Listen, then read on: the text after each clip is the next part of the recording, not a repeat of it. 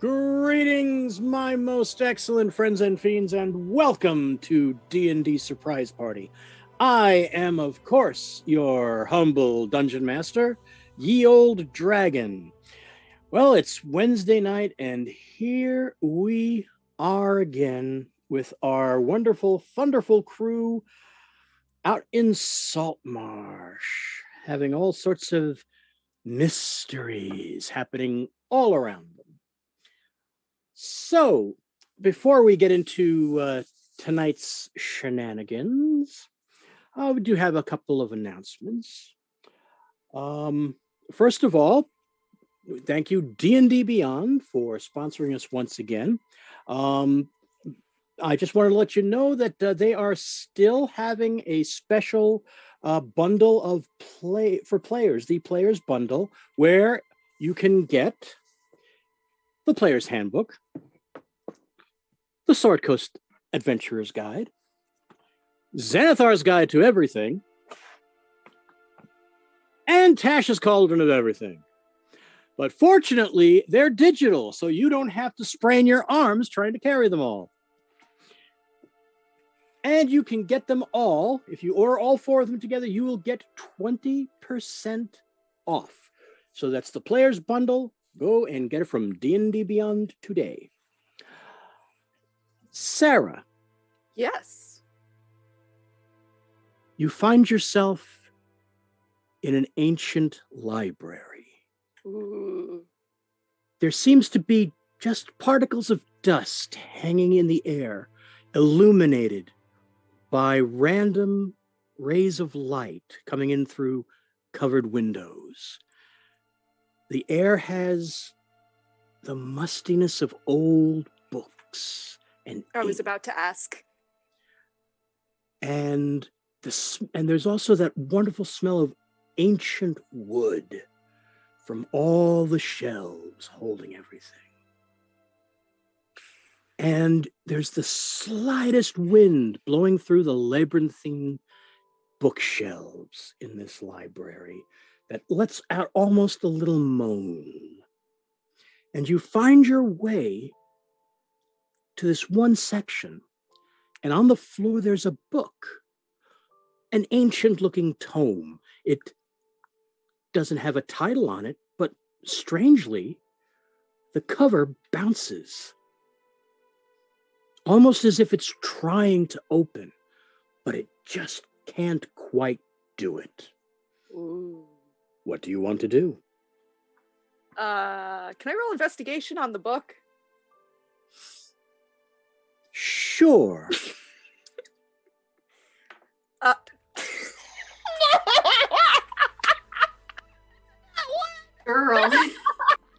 Girl. As you pick it up to look at it, the cover swings open. There's a brilliant burst of light. And you'll have to find out what happens on March 16th when Candlekeep Mysteries comes out. You Except delayed for it Sarah, with who your just nat like one. set the book on fire. Now, that Candlekeep Mysteries is the first new D&D book of 2021 that'll be coming out on March 16th, and D&D Beyond wants you to know that you can pre-order it right now on the D&D Beyond Marketplace. And if you do put that order in, you will get a digital dice set, which is Candlekeep themed, and you will also get some character sheet cosmetic enhancements to liven your character sheets up. And those will be available in your inventories if you pre-order when the book becomes active on March 16th.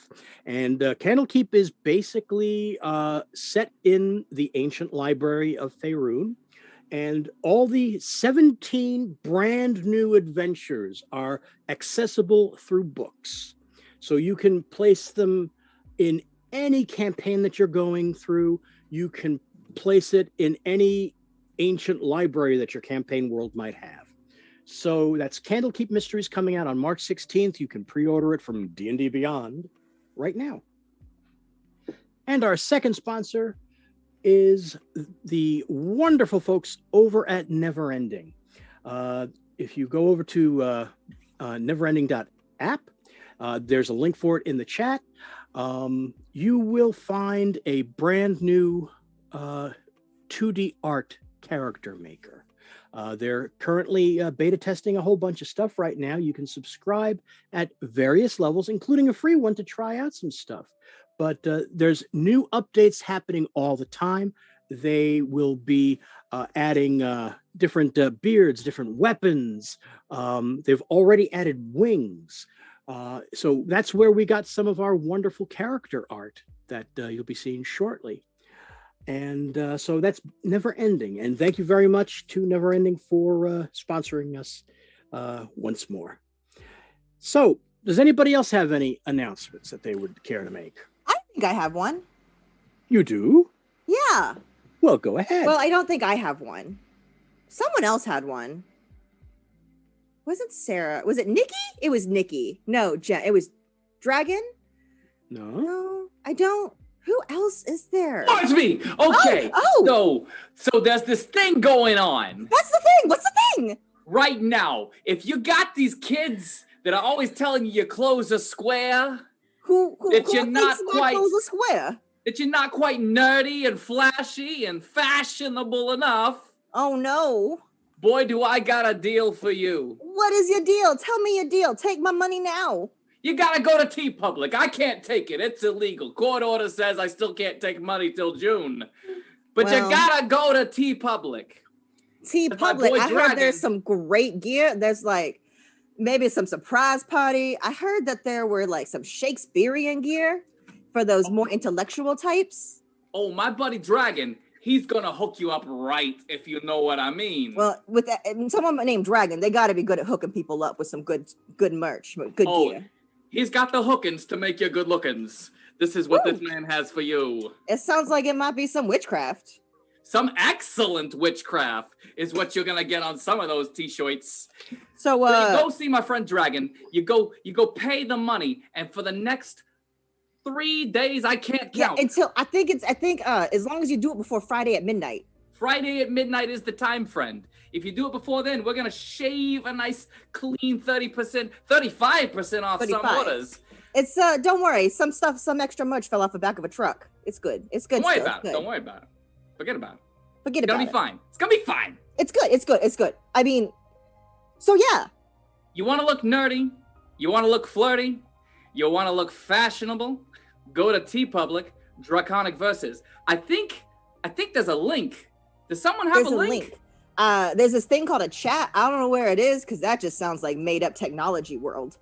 All right. Well, if you want the link, the chat is where it's at. Go to the chat. Get yourself a t-shirt from my friend Dragon at T-Public, Draconic Voices. Thank you very much for that completely. Look nerdy and flirty for a sweet percent of 30 off. Yeah. Oh, there we go. That was a good one. 35% off. 5%. Not 30, 35. It's so All right. much more percent. He's But got the I do actually hookins have to make you one- good looking. Yep, he's got the hookins to make you good looking. I like that one. That was a good one. All right. You actually do have something else? Yes, I do have one more thing. What do you mean, actually? That was a completely serious ad that we just Yeah, did. that we totally had planned out and scripted. The script Yes. was amazing and Guys. immaculate. That pitch meeting was great. It was tight. Anyways, what was I saying? Oh, yes. You have another announcement, Finn. What's your The other announcement? weekend of February 20th is a big weekend. Because not only are we bringing back What Streams May Come that Saturday evening here on KIT ATL, but we are also launching a new game, a new D&D adventure. That Sunday, there is going to be a Sunday brunch group filled with some familiar faces if you've been bopping around the Chaotic Tiefling ATL channel. This new game called Utharian Legends with a brand new dungeon master. Those of you might know him as Strike Red Kite. He will be dungeon mastering a brand new game with a brand new crew. So if you want a Sunday brunch game to just kind of unwind and watch some silliness, come and watch Chaotic Tiefling ATL Sunday, February 21st for the Utharian Legends campaign. You might even see a familiar bard. Wait, are you Wait, gonna play a bard in that where- one? I'm going to be a bard in that one. I didn't get to be bard here. No, you're not a bard. You're a bird. I requested bird, that then I'm a if Finn was bard. in this game, he has to play a bard, and then you Bard go play another bird. game, and you go play a bard. This is the way. I'm just gonna go cry. The way. You know, you could be a bard and a bird. A bard. Bird bard. A burb. A burb. Bird bard. A burb. Barb. No, that's Like Batman, but different class. Bird bard. What are we doing? Anyway, I do not Silly's know. out. We're verbally We're off the rails. We I are. think. We're going to get yelled at by the oracle. Oh no, word vomit. Okay. So thank you very much for all the info. So yeah, always stick to the chaotic tiefling Twitter sphere and everything to find out what's going on, because new stuff is coming all the time, folks. New stuff. But back to business at hand. We return once more to Saltmarsh. Now, last week, you tried to follow the trail of the lizard people.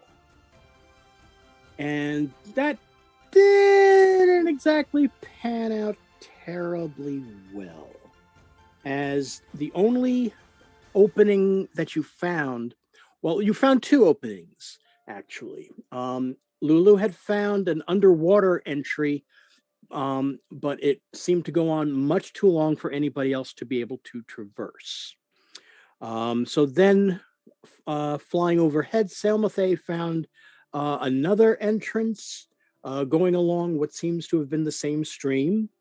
And when you went and investigated, you were besieged by giant spiders, one of which almost killed Selmathay. But the rest of you managed to handle them with a great aplomb. And we also had the first occurrence to be determined by the surprise die, as Lulu in the cave found an icon of Umberlee, the mother of the sea. Praise to the mother of the sea. All that. Yeah. And you could find no other way through this cave except for these tiny tunnels, which none of you could fit into. It's kind of weird how you think that how a lizard man could fit in there, but this was a very small and slight lizard man who pretty much just curled up his bones and flew through these little tunnels. His bones. His poor bones. So you found your way back to Faelfire House. You also found out a little bit more of some of the bizarre happenings that are going on at that house, that strange house, a little while away from Faelfire House, the one that has the rumors of being haunted, that people have tried to check out during the daytime, but they never seem to find anything. And Squall actually heard that there was some lights shining in one of the gables of the house. He found this out from the first mate of the Foambreaker, the ship that he had served upon, which came into port. So you made your way back to Faelfire House, and we also had a big occurrence with our party leveling up. Yes. So now with the leveling up, you'll get back all your spell slots, all your hit points and everything. And I have a meowing cat. I'm very sorry. Baby. Anyway, so before we get back to that, I need Nikki to roll a d6, please. You got it. Now, because the surprise die. I want it. This is to determine. This is to determine who will be our chosen tonight. One of us. 4. One of us. You rolled a 4. I did. Very well. And now the surprise die to determine who our chosen shall be. Guys, you've got Now, to of keep course, up with Nikki has immunity this week because she was the recipient of the surprise die last week. It was. It was great. Then doubling up will not protect you. Trying to create some kind of synergy over here. Yep, that's the screenshot. Some That kind of one right warding. there. And our chosen has been chosen. Excellent. We'll find that out later. What's the worst that could happen? Every time Didn't I say you that something say good that happens or last it doesn't week, too? happen. So far, look at survivorship bias, okay? I'm just I saying laugh the at one danger. the one week I didn't see the nose goes is the week I got it. So That's why I didn't nose it this time.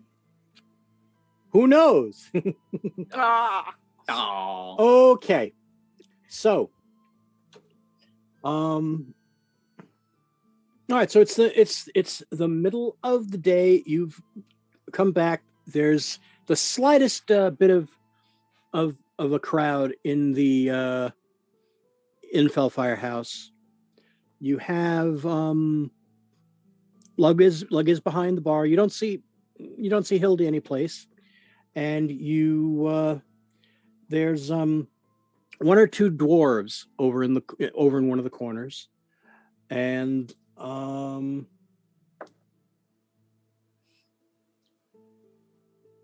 there's like three humans that are at another table. That's about it. It's very light. It's very light right now. So they haven't quite started the lunch rush yet. So, adventurers, shall we what go? do you want to do? Shall we go up and discuss what we know so far and see what our plan of attack should be from here out? Yeah. Yeah, I thought we were gonna go look at the special connected board of not murder. I just start walking upstairs. All right, Shuttles up. following. Okay, Lug waves to you all. Says, how are y'all doing? Did you? We had to fight quite the vermin infestation in one of those caves. I can't say we enjoyed it. Oh, I'm gonna walk over to Leg, and I've still got my hammer out. It had been over my shoulder. I carried it all the way home. I'm just gonna set it down, and I'm gonna hug him. oh, you okay? Everything all right? Yeah, I don't like spiders. Oh. The only good spider is a squished one. You can take that from me. How big? Too big to eat, I'll tell you that. Dog size. And she just like with her arms like Eat? that big. Oh, that's a little one. Don't Maybe say for that. your size. A little one. Oh Or yeah, big for me. I fought big ones. Maybe you met up with babies. Well, I didn't like it either way. Oh no, they can be nasty. They can be nasty, but even still, I hate them. No, I am right Yeah. with you there. I'm right with you. I didn't No, that was even get to unpleasant. squish one. Hmm? I didn't even get to squish one. Oh, Like nothing really worked. well, cheer up. Maybe you Squish get so much another as- shot. They didn't squish so much as come apart, really. When you use your talons to tear them apart. Hey, Lug. We're gonna go upstairs, lick our wounds, look at the not murder board. It would be super duper rad if you could bring up whatever the specialty is today. And I mean, I'll take an ale. I don't know how anybody else feels about day drinking. All right, no problem. I'll have Robert bring it up. Appreciate you, Lug. Do you also by chance have any just like spare rope that you're not using that's too short to be really used for anything? Well, how short is too short? Something about maybe like less than a yard long. Yeah, probably. Let me see. reaches down under the bar, pulls out a coil of rope, ends out about half an arm's length, and just rip. Here you go. Perfect. Thanks. You just watch Ludani like take out the little icon. I actually imagine from the description of it, it actually is it's a sailor's charm. It has like a hole in the center of it to wrap a piece of rope around it. So you see Ludani begin to like tie it. What is that? We found it in the caves, and it's got the symbol of Mother of the Sea on it. So thought I'd just have it out. What an amazing thing to happen! You are definitely blessed by the Mother. Yep. That is a beautiful thing. That is. It'll certainly come in handy. Hopefully, if we're not encountered by spiders. I don't feel like it's gonna help with spiders. And you watch her. She's talking to Lug, and she's not even looking at her hands. But you watch her Squall and Alizera. You both recognize that she's tying a sailor's knot into this, and then she tucks it on her belt. So it's still visible, but now it's just like on her. It's visible on her person. Yep. I mean, it's not quite shiny, but man, it's what you like. It's one of those weird, like, if you follow a god and their symbol kind of got thrown in front of you, you kind of need to have it out and about. Fair enough. Yeah. Fair enough. It's me and Mother of the Sea have a weird love, gotta do what she says or she might kill me sort of relationship. Oh, I had a similar one with my own. Yeah. She Seriously, pushed me on a tree once. Seriously, Ludani's relationship with Umberly is 2 steps away from like Celestial Warlock. It's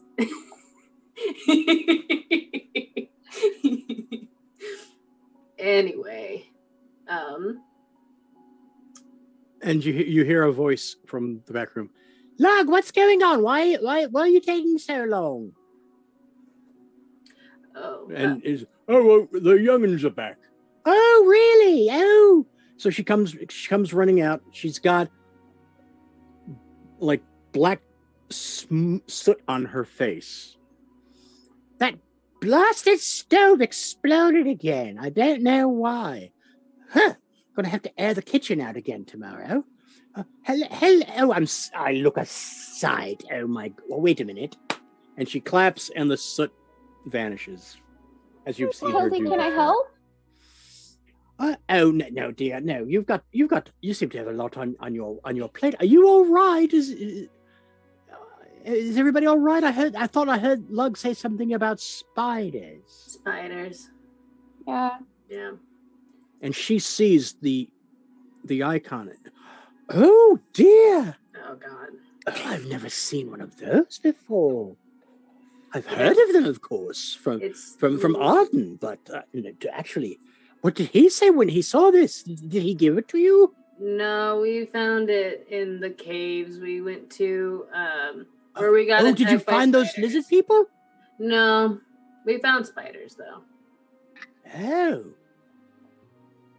they're so industrious. The way they build those webs. It's such an amazing construction. It's fascinating. You notice that Lug is like rolling his eyes. Hey Hildy, I know that you care a lot about us, and you're obviously like doing a whole thing. But I think it would be really helpful for our young Tilly here to learn if she could help you with that stove issue. Isn't that right, Tilly? Oh, of course, dear. I'm not trying to like force you into work or anything. She's bad. She thinks you need this. I don't. She's just like, don't you, Tilly? Well, I guess, I have been having a little bit of trouble with Bobby lately. Who's Bobby? Oh, Bobby. You haven't met Bobby yet? I don't think so. I can't believe. I'm so sorry. Bobby! And you hear clink, clink, clink, walking from out through the kitchen door. And you see what looks like almost a Christmas ornament on legs. You see a rather spherical body with a little, almost like a chimney head, with riveted eyes and a little riveted jaw and mouth line. That is a weird stove.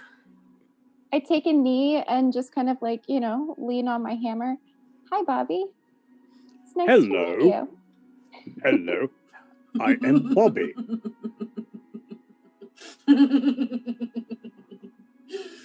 Hildy, did you make him? Oh, yes, dear. Oh, I made Bobby years ago. You'll eventually get to that point to make something like him one day, I'm sure. I'm sorry, is someone in your stove? Oh no, the stove is in the back. Bobby was trying to fix it. He's not a stove squall. No, he's a homunculus. Yes. Right? That's exactly what he is, dear. He's my little helper. He's beautiful. Oh, thank you. He's very coppery looking. There are some bits of that shine through, but he's very covered in soot. Is it a Modron? No, he's not a Modron. This is a construct that she built. Have you ever seen Journey Back to Oz? Yes. TikTok. Okay, I gotcha. That's kind of what he looks like. So, but instead of being the one-man army, he is a handy man. He's a handy bot. He's a handy bot. Or a handy clock. So, but he is clockwork. I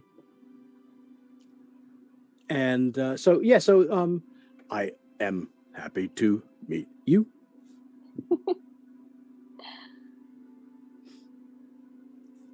Well, this is great. I'm going to go upstairs now. Okay, Bobby, go back inside the kitchen. Yes, ma'am. And he waddles and clunks back into the kitchen. You know, Hildy, I actually kind of had an idea I've been working on for a while. I don't think I'm quite ready to start the project yet, but I might could use your help when I am. Of course, dear, I'd love to. And why? Do you want to start trying to make your own little friends or something? Maybe. I have an idea. It's not quite finished yet, if you know what I mean. But all right. Well, when you're ready, we'll see about setting up a nice little place for you to try to set things up, and we'll get to start on building your little friend. Oh, that's very exciting, dear. So, all right. So, now I heard somebody talk about food too. Are you hungry? Yeah, I asked Lug if he could bring food upstairs. Oh, all right. Yes. No. I'll see. I'll have to have Bobby heat something up himself then, so this way you can all at least have a little bit of a hot lunch. So and she looks over at Samathe and notices, dear, are you all right? Oh, yes, I'm fine now. You seem very pale, and is that a pierce taken out of your arm? Well, it was. Tilly actually mended the armor for me. I'm all right. I did my best, but it was a rough day. It's not my best work. No, dear. That's perfectly fine. Dear, you're still learning. Don't worry about it. That's still very nice. And it's good that you were able to think on your feet to do that in the field. Very good, dear. I'm going to cry. I'll be back. And she runs off. I stand back up and just heave my hammer up over my shoulder and we better go. Quite. I'll just follow Lulu up the stairs then. Yes, let's go. We'll go take a look. All right, so you're up in your common room, and are you all going into Tilly's room, or Tilly, are you bringing your murder board to town? Oh no, it's like tacked to my wall, and I'm gonna go straight into the room and set my hammer down against the wall and start working. Okay. All right, so. But I leave the door open in case anyone follows me. All right, so you have your board set up. So let's hear how all of you are going to go with this investigation. See what you have to go on. I'm leaving this part entirely in your hands. Okay, so that sucked. Not any of you, though. You guys and I, spiders suck. Going through the swamp sucks. That's fair. Very much. But it seems we know a little bit more about the lizard men's operation. Apparently, they're not only targeting dwarves. We found that something with a shield wandered in there and ran ill of a crocodile. Something. Big toothy water thing. Big toothy water thing, of course. And then, and someone who worshipped the sea mother seemed to have lost their trinket in there as well. Umberly must not have smiled down on them, which can happen. But the constable now knows about the lizard folk and the supposed snatching of people and taking them into the swamp. So if we wanted to link back up with them and try that again after we've kind of rested a bit, not gonna lie, kind of don't want to go back just yet, but I would, if you guys are interested, like to go investigate that haunted house when it gets darker. I did want to mention that. The best one. Seems my old crewmates had noticed the same house in question and seemed to have lit up at night in the higher windows. Huh. Well, I was warned when I came into this town that there were ghosts and haunted house and it was doing things. While this conversation is going on, I have grabbed like a chair or a stool or something from the corner and dragged it across the floor over to in front of my wall, and I'm standing on it and just like looking at all the little pieces and things, and her tail's just like cat swaying. Love it. This is great. Are you building yourself a web over there? Well, every time I think we've got a little more information or things tie together, I don't know. This is getting a little muddled. There's a lot going on. It has only been a day since you all showed up and all of this has been happening. So it's okay that we don't have it figured out yet. Like we have a bunch of pieces from a puzzle, but we don't know what it looks like. Nope. So what we do know is that Zephyr is gone, and he disappeared from the same area where the lizard folk took the dwarf. So it's reasonable to suspect that it was possibly the lizard folk that took Zephyr as well. Then again, we do also know that Zephyr left in the morning, not at night. True. And I don't know how the lizard things happen during day or night. I'm sorry, continue, Alazira. And his father wasn't the most coherent, but he was very, very adamant that goblins were involved and goblins took him and that it involved the house. And then the goblins that we met were really, really, really, really not wanting us to know about the haunted house. But I don't know if that's Unk the and same, Irk. but Yeah, they were real shifty. They're not the brightest tools in the shed. Yeah, but normally when I say I want to go to a place and people are like, you should not go to that place. That place doesn't exist. Don't go there. This doesn't exist. No one talk about this place. It's usually a thing that should be checked out. No, yeah, totally. Should definitely. I agree. So we have a house that needs to be investigated under cover of night, and then we have caverns that still hold something what we don't quite know. I'm going to suggest something. Right.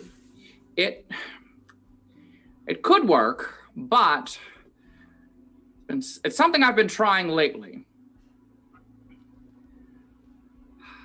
I've been reaching out to nature, and I feel as if I could change my size and fit into one of those holes in the cavern. Really? Other druids can. I've never done it myself, but lately, the more we've adventured, the stronger the connection has seemed, to the point where I think I've gotten my brain around it just enough to possibly. Is it like do you want to try it, or is it maybe like you don't think you can do it more than once? You might Turn into a mouse. I'm worried that I couldn't. I'm worried that I couldn't without exerting a great deal of energy. Yeah. We have several hours before it's nighttime. We don't want you to get exhausted. This isn't like a thing that could take half an hour and you sleep it off, rest it Are off. we going back to the caverns before we go to the haunted house? I don't. No, I think we need to go to the house there. tonight. Then there's going to be a wonderful solid period of us doing other things, resting probably, before we go to the haunted house. I would like to bring up Short one. I would like to bring up one other thing. There's still the concern of Master Primewater, who evidently is still missing, and his doppelganger was murdered. Out of game. Did we talk to anybody on the way back into town today to find out if they have located him over the night? Yes, we talked to the They haven't found him. Okay, I just April couldn't remember if we talked to somebody. Sorry. They hadn't found him yet. The constable was very upset by this, that they have no idea where the hell he could be. Yeah. And my note was just Primewater ?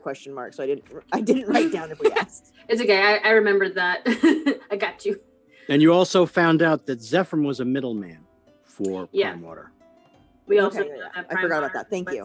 Seen with another human potentially in the daytime in the dirt cellar. So that's a whole other thing that we Wait a second. I must not have been paying attention. And then I'm gonna grab some paper and I'm gonna write that down, the thing about Zephyr being a middleman, and put that up on my wall. Oh yeah, no, Zephyr. So Primewater has some stocks in several of the businesses around here, and his main go-between for a lot of that is Zephyr. If I'm remembering that correctly, I definitely know he has. He owns half of the trading post. Owns part of it. Part of it. He owns part of it. He has a stake in it. Yeah. Enough of a stake that if he took it away, Zephyr would be in a lot of trouble. Yeah. And That can't be a coincidence. Zephyr goes missing, and then Primewater is apparently murdered, but it's actually a doppelganger. As well as the fact that he was involved with it, at the very least, smugglers.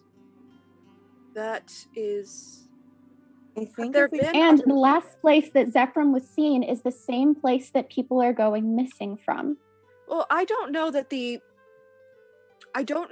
lizard folk are necessarily connected with smugglers. They might not be, but they might be. It's entirely possible. I think when we investigate the house tonight, we'll have a better idea, or at least another thing that we could check off that we could just get rid of the idea of. I don't know if I can. Well, what's wrong? Well, I'm kind of out of ammo. What if kind we do go you need? invest, well, not really the kind of ammo that you can buy or make. It's. Oh. I'm a little tapped out, guys. If we go tonight, well, I'm gonna be going in half cocked, if that makes sense. What Is there anything that you think maybe? Sorry. No, go ahead. Just sleep. Oh. Then I think Hildy can. Take a nap. Out of game. I'm out of spell slots. Like I'm done. I'm tapped. Can you? Don't you get those back when you level up though? Yeah, we leveled up. Yeah, you leveled up. So I had You have said, them back. I'm doing the metaphysical metagaming type. Yeah. Okay, never mind. Where I'm, where I'm basically giving you your Right spell on that whole slots conversation. and your hit points back. Did that So we're- impact? we're Wait, gonna did go that tonight. impact? Hold on. Did that impact the temporary HP? Because I had eaten my biscuit and had not taken the hit on the temp HP. You would still have the temp HP for up to. It's about. You took them about figure. 2 hours ago, probably.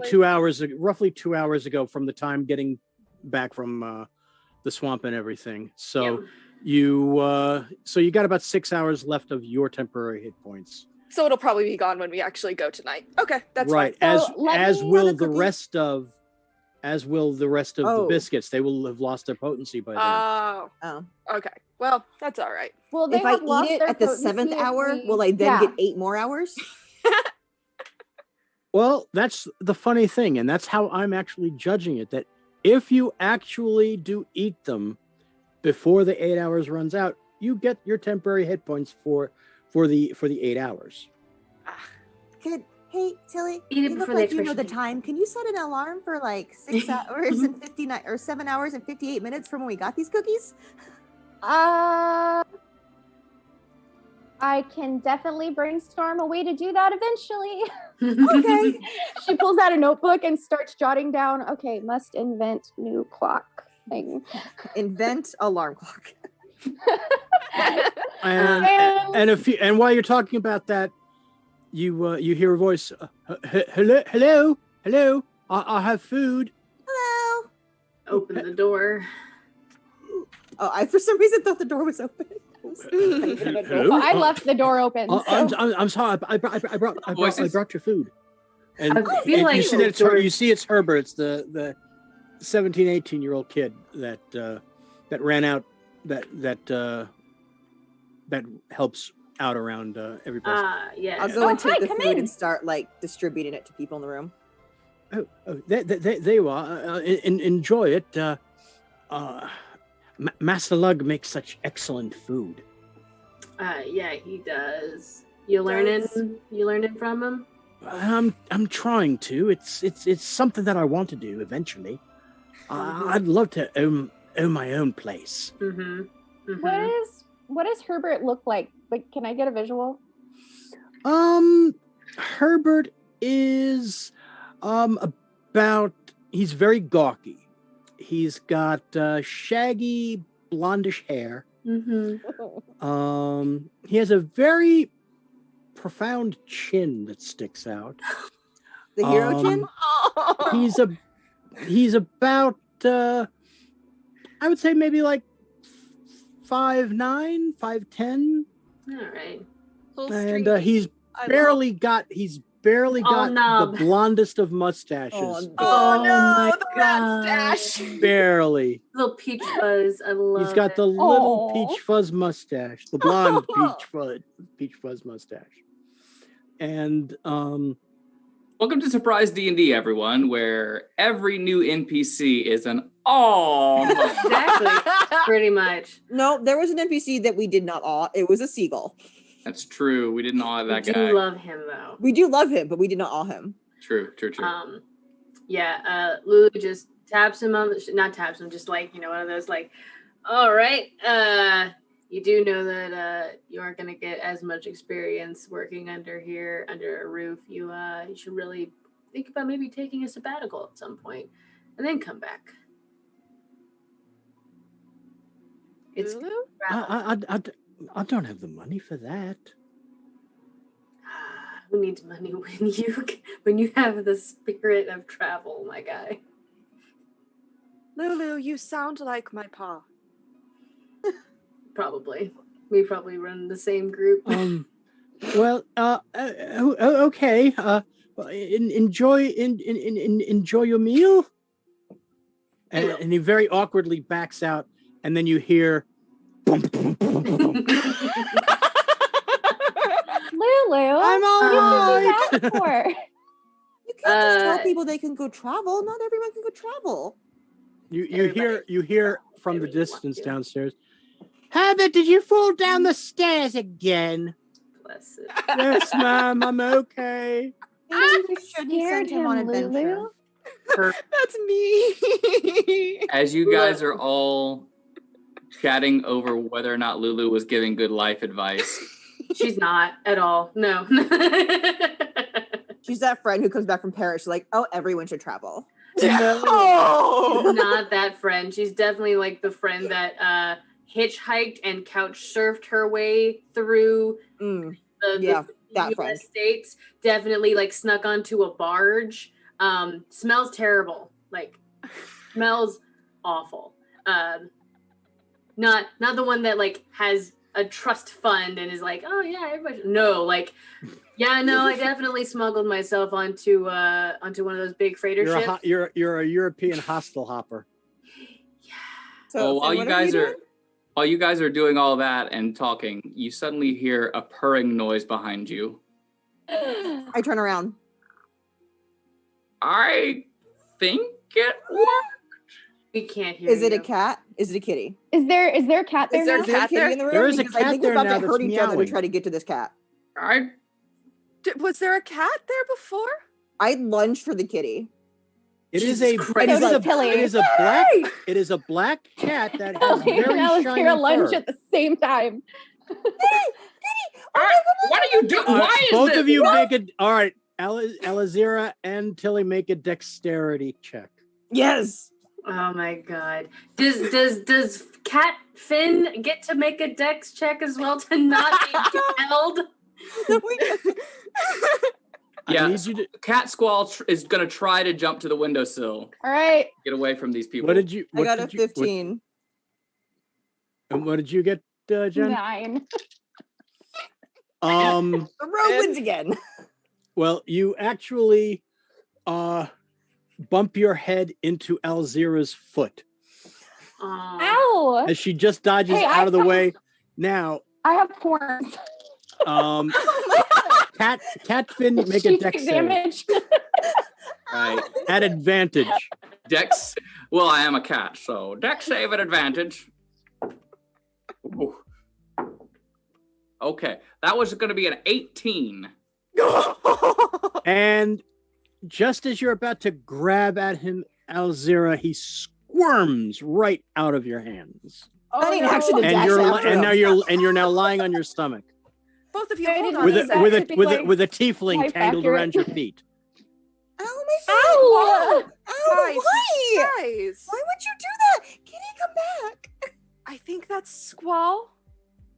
Oh. Like the cat starts to shake a little bit, and then you see like some feathers pop out on the cat and everything, and then like very awkwardly just. Allie, did I hurt you? I'm sorry. I'm okay. But did you fall down the Sharp. stairs again? I think it was I think that was us. Sorry. I think that was a success. You were a cat. What is Kitty? But perhaps some warning would be in order next time. It did work. I wasn't sure it was going to work myself. Warn us next Well, time. now we do know. You can't. And now we know. Oh man, you can't cat's out of the bag. Now we can't play with the kitty. Oh. Ignore everything that she said. Really? I just wanted to play with the kitty. So, Crazy. well, I foresee sorry. one. I do see one issue that you can't. It doesn't seem like you can talk to us while you are not yourself. Oh, you couldn't hear me? They only heard meows. No. That would explain why you dove at me. You were sitting there and you were going meow meow meow meow meow meow meow meow, and it was adorable. And your little cat paws, your little beans, and you're just like meow meow meow meow meow meow. Yeah, it was pretty cute, to be honest. All right, then noted. Oh. Cannot speak while animal. Okay, out of character, I'm suddenly really upset that I didn't take the invocation that let me cast Speak with Animals. Like, that would have been so good. Damn. Anyways. But yeah, no, you were a cat and it was kind of rad. Yeah, I'm gonna sit and drink now. Well, I guess that solves that mystery. I suppose that's another option for the cavern for another time. I don't know if it's going to be worth the energy it takes to do that, to be honest, since we've already pretty much decided that wasn't where they were going to take the dwarf. But this could come in really handy for later. Later, yes. I mean, for investigation purposes, we could still potentially send him down one of those caverns, or the one that you guys saw him go the first time, as long as it's safe. And well, yeah, can you turn into anything that can swim? I would think so. I don't see why not. What are we talking? A trout? Well, some of those caverns had water and they were small. If you could turn into something that was small and could swim, you could see how far they went. I could certainly give it a try, but... You could turn into a catfish. Actually... Or a flying fish. To be honest, that first try was a little rough. Well, I mean, you okay? your entire body into a smaller body. I think I'll be fine, just... The spine felt weird, to be honest. Oh, do you was want me the to weirdest back? Yeah, suddenly, it was like suddenly your bones, even though they shrank, they gained mass. It didn't make sense. Do you want me to pop your back? I can just lift you up and shake you. No, that's fine. That's fine. Okay. I'm fine. Back Thank to you. what we were Tried talking to grab about me once earlier. already. Yes. It looks like we have... There's kind of 3 directions, and we've got 2 dead ends. Or not necessarily dead ends, but we don't know what to do with them. But we can still investigate that house. Yeah. Maybe we do that and then come back and see what we've learned and if it adds anything. That sounds like a very good plan. Fair. So naps and eating, rejuvenate. Naps and eating. I think I'm gonna go upstairs and help Hildy. Yes. Hold on, let me. Nikki's gonna roll something real quick. Do. No. Okay. All right. I'm gonna go check back in with the temple. Also just take a walk around the town, see if there's anything of note that seems different now that 2 prominent members of the town are missing. Oh, that's right. I remember now. Squall, the little patch of cloth from the dude who might have shot the arrow. Oh, yeah, so this. Has that... Actually, that hasn't led anywhere, has it? I believe I had Hildy check it out and see. Yes, Hildy currently has it. I recall her not finding anything remarkable about it, just ripped cloth. No, she had told you that it definitely seemed to come from some form of magical concealment. Oh, that's like an elven cloak or something that she called a shadow cloak. Finn forgot that one. Squall totally but she remembers couldn't that was a quite shadow she cloak. couldn't quite pin it down. That's all right. I'm gonna go grab it from Hildy and see if anybody at the temple recognizes it. No, it couldn't hurt asking. Fair. I still have the 5 holy waters. Do you want me to pick up any other holy objects before we go into the haunted house? Oh, hey. I mean, the holier the object, the better it is. You already got me. Sorry, she wouldn't say that. Bull. Yeah, I believe that Lulu said that. I do have a spell that can protect us against ghost or fae. Hey, guys. However, I would need holy water to make it work. So. Really? Well, nobody would happen to have a pearl worth about 100 gold pieces on them, would they? No, but I can Not check. right now. I bet we could find one in town. Really? If you could find one, if we find anything in that house, I can do the same thing that Hildy can do. That'd be rad. I'll ask around if you want to go shopping to see if you can find one. I don't know if anybody in town has a pearl worth 100. I mean, Yeah. I bet Hildy would be able to direct us which way where she gets hers. That's true. Or they might know of a supplier. And we're by I the only water. need the one. Yeah. At least I think. Okay, DM question. Yes. Real quick. Because this is part of a mechanic for my goggles, is how I cast the identify spell. Does it consume that pearl? Or like, do I have to have one every time, or is it just the one? Because it says, I need a pearl worth at least 100 gold pieces. If it consumes it, it would say in the spell, like in Revivify. Yeah, it says it consumes it if it uses it. Ritual casting does not remove the need. It doesn't say that it would use it. Yeah. Does not consume the pearl. Okay.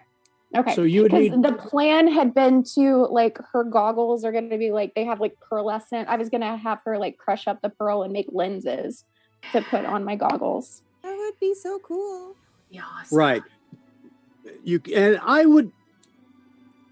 would have to, I would allow it that you would need to fine tune the goggles each time, which would take 10 minutes, which would duplicate the ritual. Yeah. Okay. Yeah, you should just be able to use the pearl every time. So it makes sense. That's right. But I gotta find one. Gotta find one. But we're by the ocean. We are by the ocean.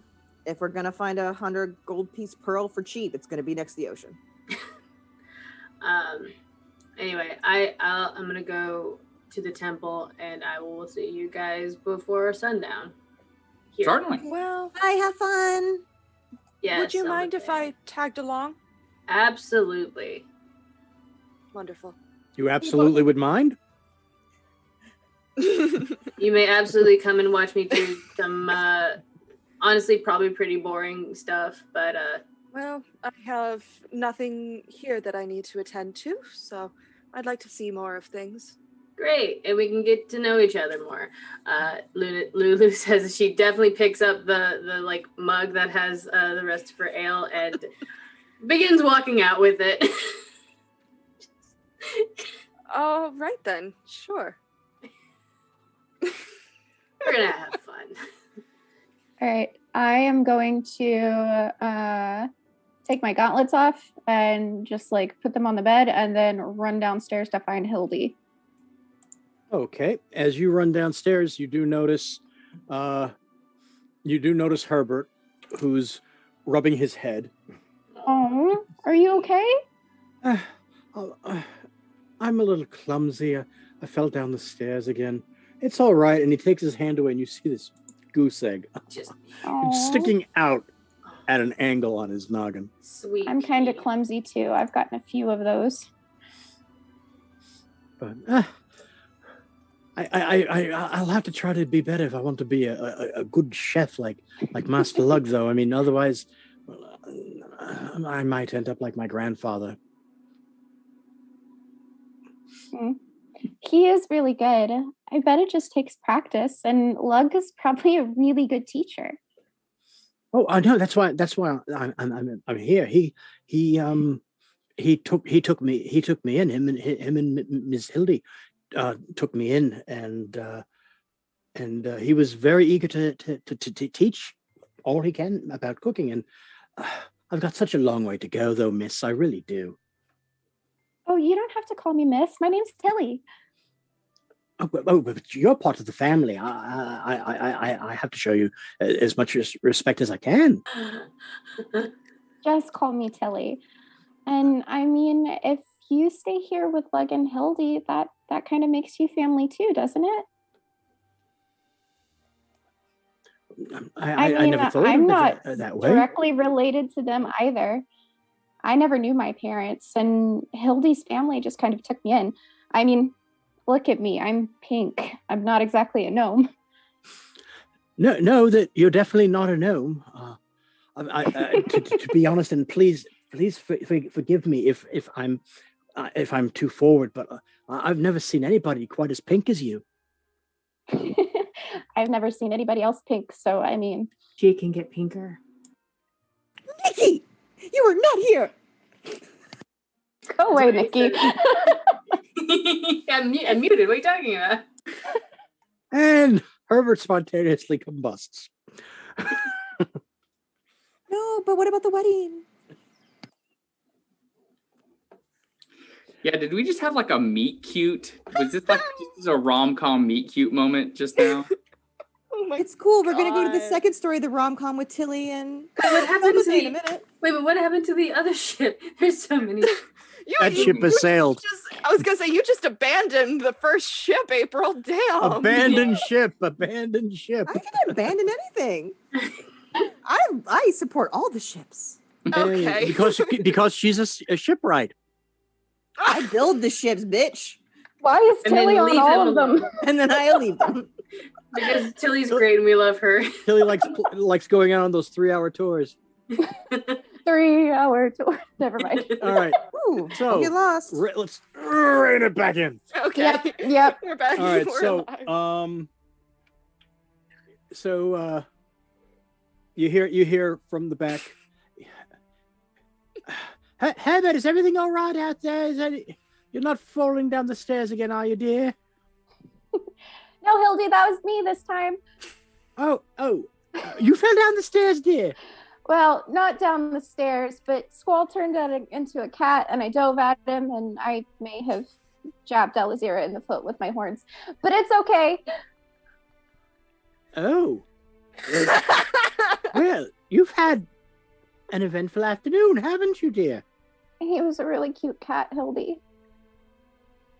Well, did he have feathers as a cat? No, he's just a cat. Apparently, that's a thing he can do now. Oh, are we yelling down the hall? You're having this conversation through the kitchen door. Oh. Tilly, could you come in here, dear, and give me a hand with something? Sure. And I go in. You go in and you see that there's a corner of the ceiling that's starting to droop a bit where the chimney for the stove is. And you see Bobby trying to brace it up. Uh-oh. Now, Lug is actually nowhere to be found at the moment. Okay. So right now there's no very tall people to hold up the ceiling at the moment. And Herbert comes in behind you. Oh my. I should go find Master Lug. Yes, dear, you really should do that. That would be a big help. So he runs out the back door of the kitchen. All right, I take a little bit of string and all my hair gets piled up into a little messy bun in between my two horns. Okay, Hildy, what can I do? Okay, let's see. If you can, if you can just hold on to brace Bobby a little bit, he can hold it up. I need you to brace him a little bit so that I have my hands free to try to fix that. Okay. And I'm gonna, I guess, sidle up under him and try to. Is he like down far enough that he you can see like, his sit on you my see that shoulders? his legs are actually telescoped up a bit. Okay. He's actually the ball body is actually up a little bit higher than he was before. So his arms are telescoped out. Think Inspector Gadget. Okay. Okay, to give you a very basic description of how the arms look and everything. And he's basically just bracing that right there. So, but he's a little wobbly because he seems to be a little bit further extended than he should be. Okay. So that's why he's a little bit wobbly. So if you can help holding that, she said, if you could help holding him, he's a little wobbly right now. He's stretched himself a little bit too much. Let me see here now. And she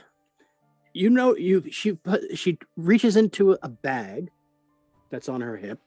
Her hand seems to go like all the way down to her elbow in the bag.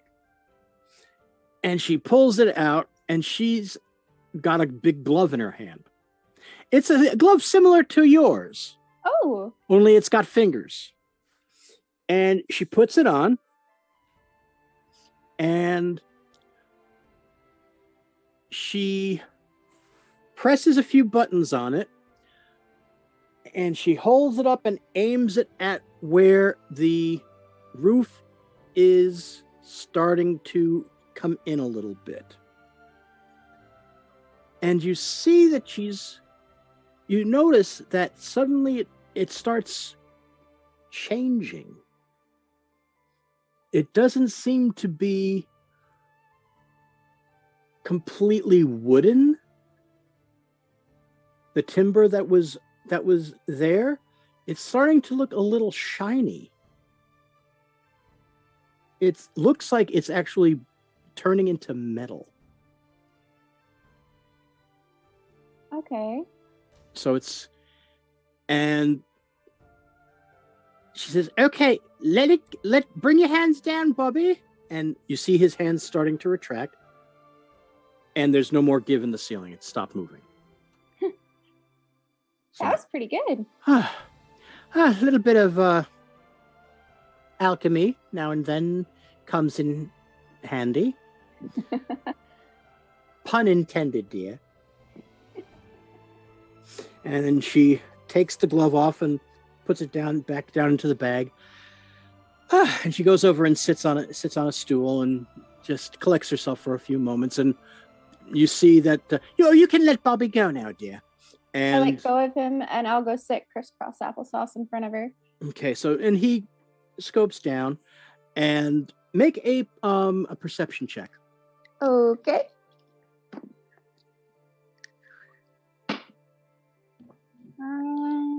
Perception. That is a 15. Okay. Actually, make it with advantage because you're completely knowing how you are. You're completely glued to whatever he's doing at the moment. Okay. Oh, that's pretty good. That is a 17. Okay. You notice that when his hand is coming down, and the telescoping is contracting, you notice that there's a hinge at his wrist, and there seems to be what looks like a little tube, and then it closes up. Okay. Hildy, what all can Bobby do? No. Oh, Bobby can do a lot of things. He can I gave him a little bit. He's got a couple of little magical doodads that I put in him. He can for one thing, he can be very helpful with fires. He can generate some water through a tube in his arm. Oh. So he's like a walking fire extinguisher. Well, he can be, dear, yes. but he can do a couple of different things. I've known a few Warforged in my days, and I took some inspiration from some of the amazing things that I've seen. There's you can build almost anything into a clockwork. You know, I kind of had an idea. I do want to build something similar to Bobby, but I'm not entirely certain where to start. I had some ideas for the basic shape, and I know there's like a lot of components and things that I need to gather to be able to build him, and I don't think I really don't know where to start. Well, dear, out in the shed out in the back, that's my workshop. I have lots of odds and ends out there, little things that left over from different experiments and whatnot. You can rummage around through that anytime you like, dear. Really? Of course, dear. Your family. Oh. It has been a while since I've gotten to tinker on anything. I was doing a lot of just basic work before I came here. And oh, well, I can imagine, dear. I mean, you do have. Oh my. Oh dear. You haven't gotten back to that Donald chap, have you? No, not yet. I haven't, and I really need to. The colony's just so far away, and stuff's been happening here. And honestly, Hildy, I don't really know what to do. I know that there are people in trouble, but this isn't what I came here for. And I want to help people, and I've always wanted to go adventuring. I love the stories that Papa Bobo used to tell me when I was little. I always wanted to be an adventurer. Bobo was a troublemaker. He always was. He would get into the worst messes. It's amazing that the hack wrench line survived. Well, that's probably why he's taken in so many kids. I mean, there were a lot of us. Oh, that, yes. Well, Bobo's heart is a lot bigger than he is himself. That's true. He may be a bit absent-minded and a bit of a troublemaker, but you'll never find a gnome with a bigger heart of gold, except for maybe Gall Glittergold. I've only been here a day or so, but it feels like it's been a long time, and I kind of miss him. Oh, I'm sure, dear. Well, you were also with the smithing clan for quite some time too. Yeah. Although I'm sure you were closer to home there. Well, I mean, I did a lot of studying, and I mean, things happened, but the last day or so has felt like weeks. And when they sent me up here, the clan had told me that if I did well here, that would be my graduation. After, like, if I do my job here, then I'm done.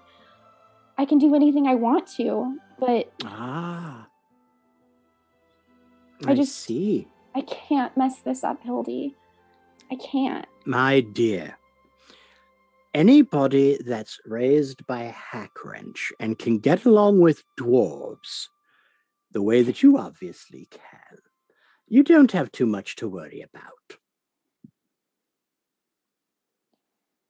Well, it just seems like a lot, and yesterday didn't go well. Well, yesterday was a bit of a shock for a lot of people, not just us, dear, but all those people down at the docks. From everything that I heard, the stories that people said when they came in from the after the occurrences with that with that strange goings on with the explosions and everything. I'd almost forgot about that, to be honest. The spiders were rough.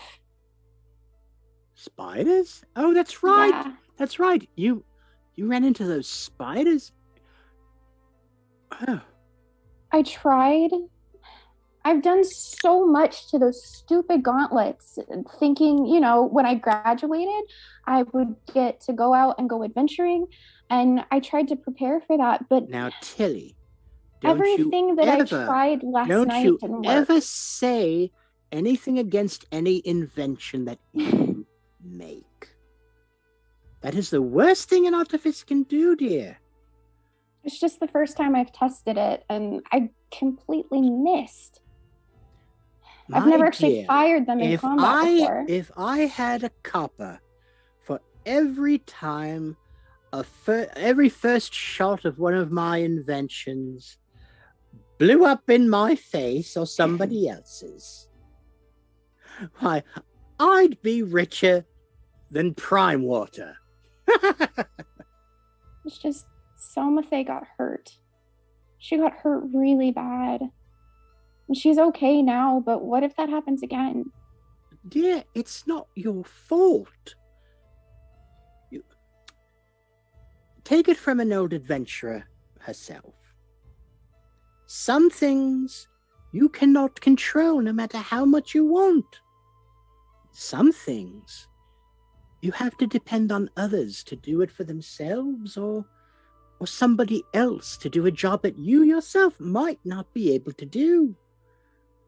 Yes, an artificer's job is to come up with spontaneous ideas of amazing things. But sometimes we get scared.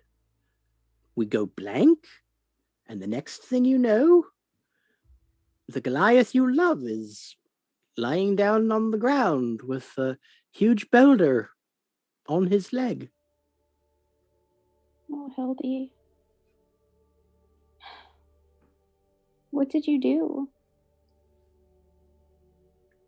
I had to cut Lug's leg off. Otherwise, he was going to die from the other rocks that were covering him. I didn't have my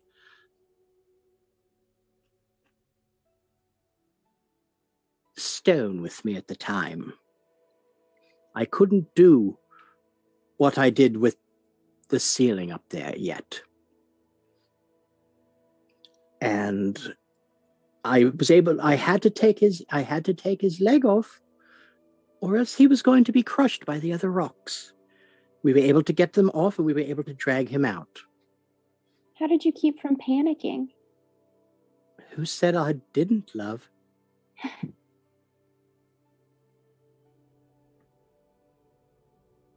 It's all right, dear.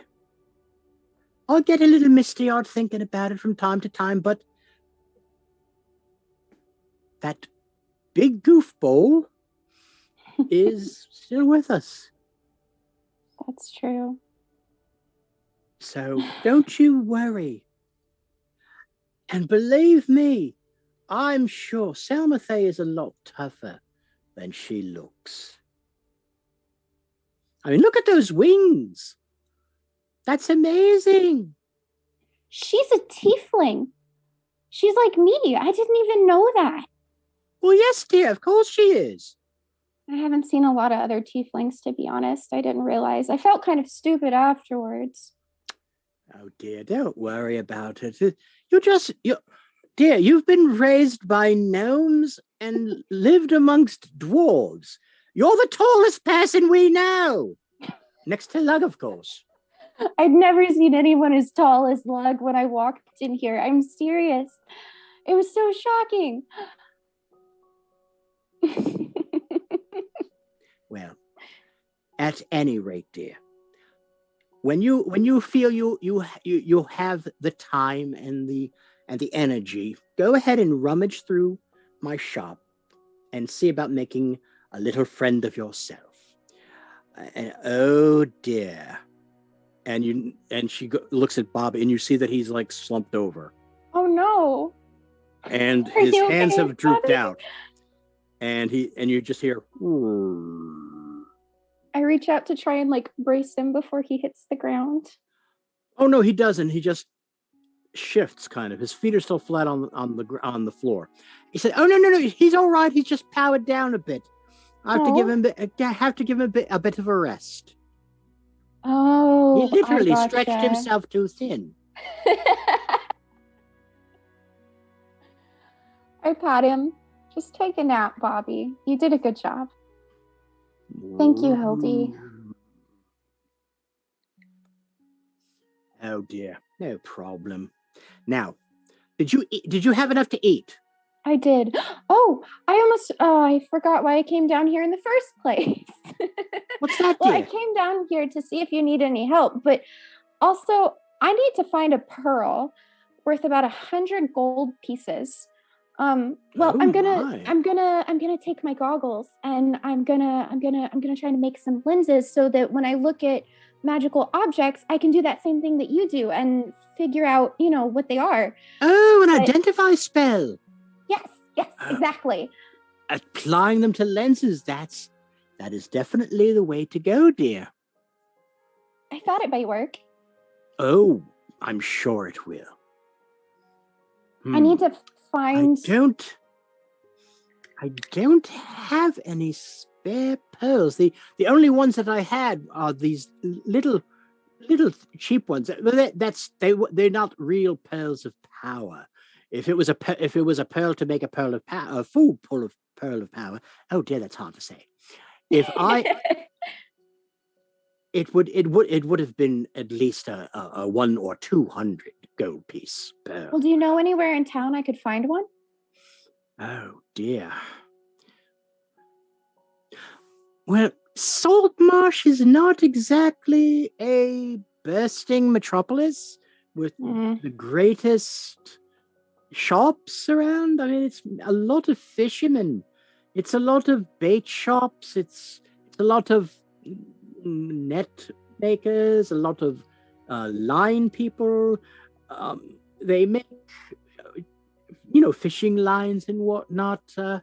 There's just not much of it here. I mean, that's why Gellin has his exports and imports, and he's always sending things to different places because nobody's able to get them here. Mm.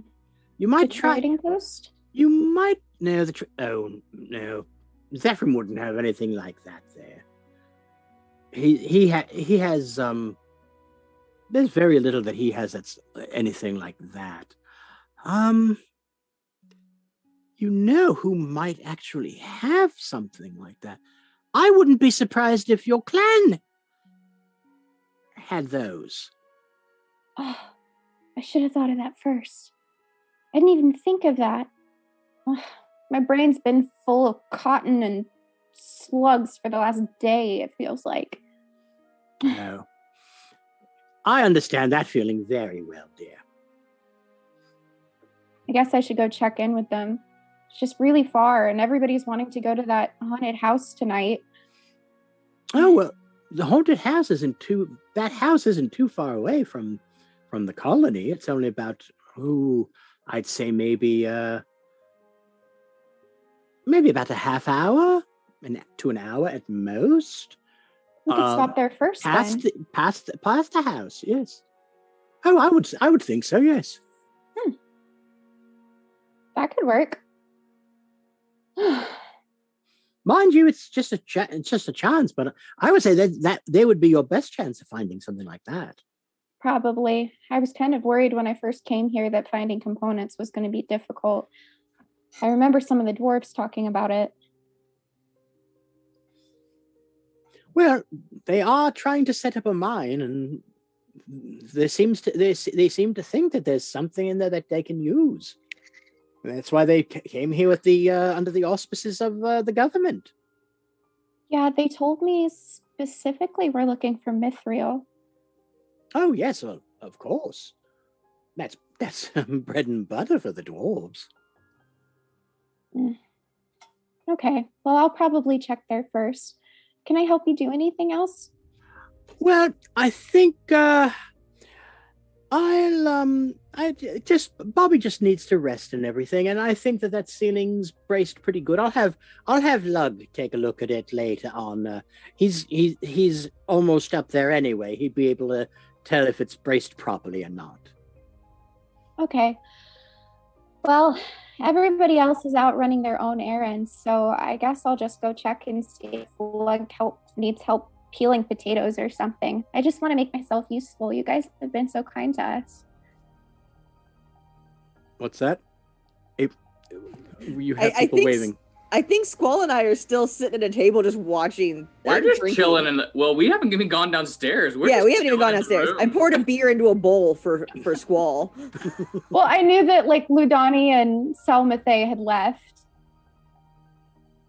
Speaking Honestly, of, I'm just waiting for you to go back to Zalazira and Squall and see what we've been doing. They've been talking about merchandise for some reason.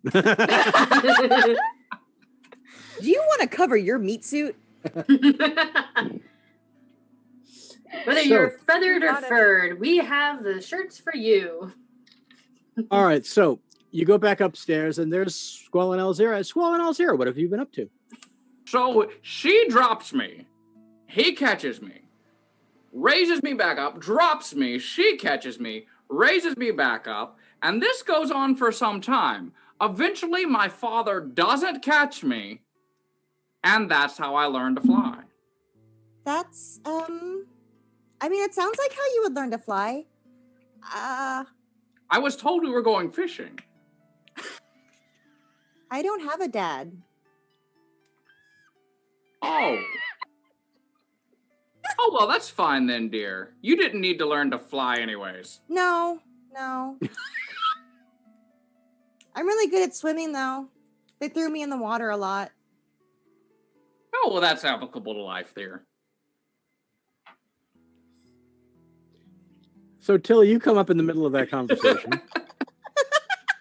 Sorry. Hi, guys. Hi. Did you? Yes, Tilly, what have you been up to, dear? Just helping Hildy in the kitchen. Oh, nice. Awesome. Everything's sorted downstairs. Yes. Well, sort of. The stove might need a little more work, but we got it stabilized for the meantime. That's good. We may need to make I guess I can tell you guys now. We can tell them when they get back. Well, we should probably wait for everyone.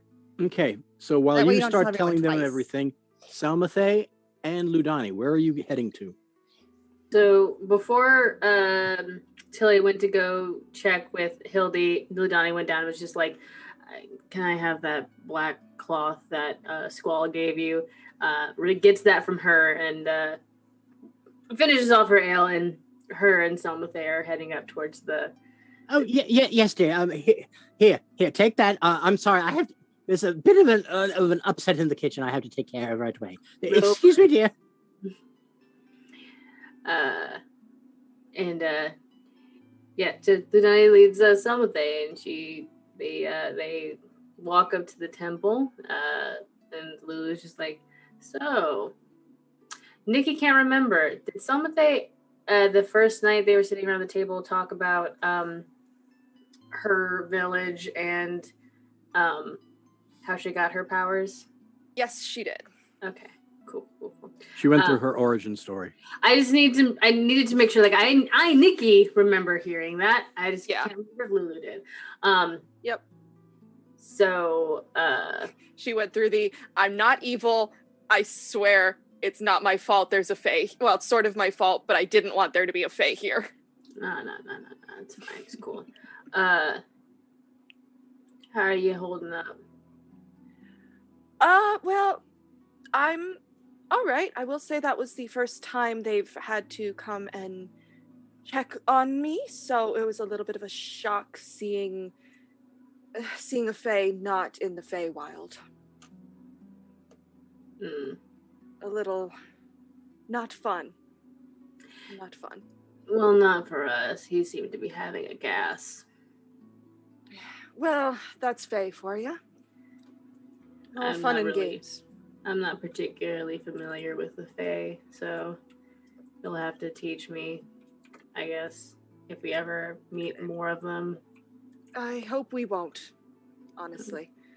I don't know how long exactly I was in the Feywilds learning to deal with them, but It took a while, and I don't like it much. No. Then how are you liking Saltmarsh in comparison? It's certainly interesting. It's You can a lot say it. bigger. No, I've never been outside of my village.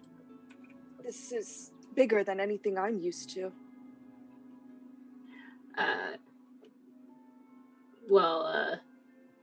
Cool. This is honestly an okay spot. I've seen some of the bigger cities, or at least the ones with those nice, pretty ports that you can dock your ship at, and you can see the warships on the other side. And hold it right there, Ludani, because all of a sudden, Selmathe, you notice that Ludani just stops talking. Lulu? She's looking straight ahead as if she's frozen in time. Oh, In fact, you look around and you see that there's a bird in midair. Is it the seagull? Hanging there. It is not the seagull, it's just a bird, Dang it. but it is just hanging in space.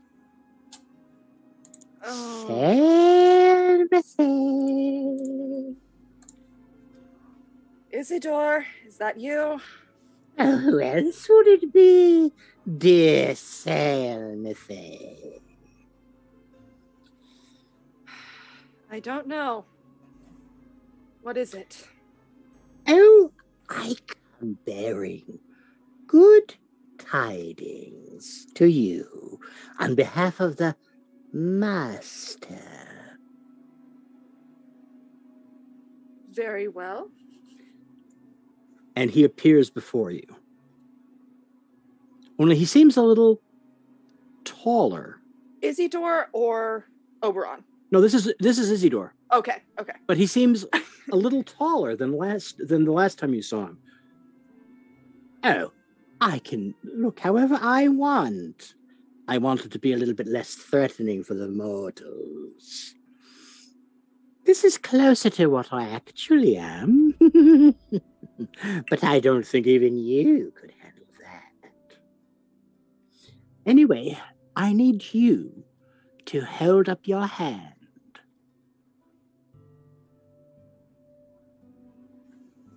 And he touches your hand, and you feel a shock run through your whole body. And he takes his hand away. You're welcome. Will there be explanation or simply a bolt? Well, you know your little blasts. You'll be able to, inflict a little bit more pain with them now, shall we say? Ah. Well, and you seem to have this habit of almost dying. That doesn't exactly serve the Master's purpose. Of course not. Then you'd have to find some other mortal. So now you can protect yourself better. Almost as if you were wearing armor. Right. Well, that is appreciated. Oh, the Master will be very happy to hear that. He does enjoy gratitude. Oh, I am aware. And he disappears in a whirlwind. And Ludani starts talking again.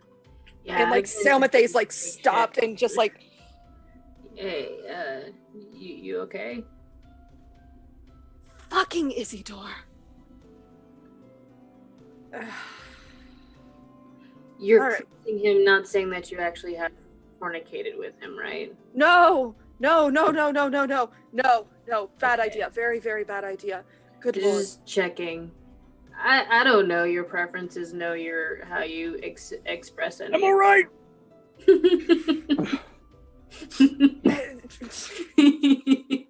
No, matter what the elves Gives say, Faelfire it's a new not name. a good idea.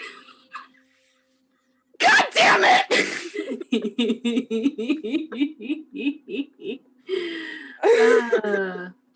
Lulu's like, are you mad at him? Or are you explaining what you just got done doing? Like, just want to make sure. No. Again, I don't know how the Fae do the do. I don't want to know. Believe me. And on that note, we're going to go to break. Oh, wow. Mercifully, we're going to go to break. You act like that's not going to happen as soon as we come back from break, Dragon. We're not going to still be talking about this the whole time. I have way more Faelfire jokes. No! Okay, then. So, we'll be back in, I guess, about 15, 20 minutes or so. We'll see you on the other side. Oracle, take us away.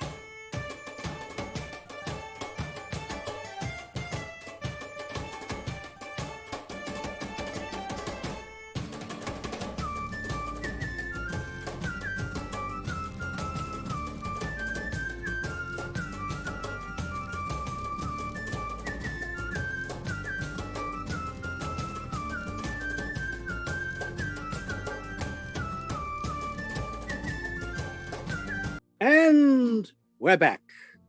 Hope you enjoyed your break. Hope you are properly rested, properly hydrated, properly fed, and everything and anything in between. So, when we last left off, Salmathe and Ludani were walking towards the temple of the Mother of the Sea, and all of a sudden, time seemed to come to a standstill, except for Salmathe. And it turned out that her old friend, Isidore, paid her a little visit by channeling some of the Feywild in and stopping time in the immediate area. And she learned a few new tricks from it. That's how we're doing the leveling up, basically. So we had Tilly working with Hildy in the kitchen to try to fix the stove. We had Squall and Alzira swapping childhood stories, which was interrupted when Tilly came back upstairs, and we left Ludani and Salmathe walking towards the temple and being very inappropriate. So not inappropriate, just wanted to make sure. Just intimately curious. Mm-hmm. So you are heading towards the temple, yes? Yes. Yeah. Okay, so you get there. And you see Arden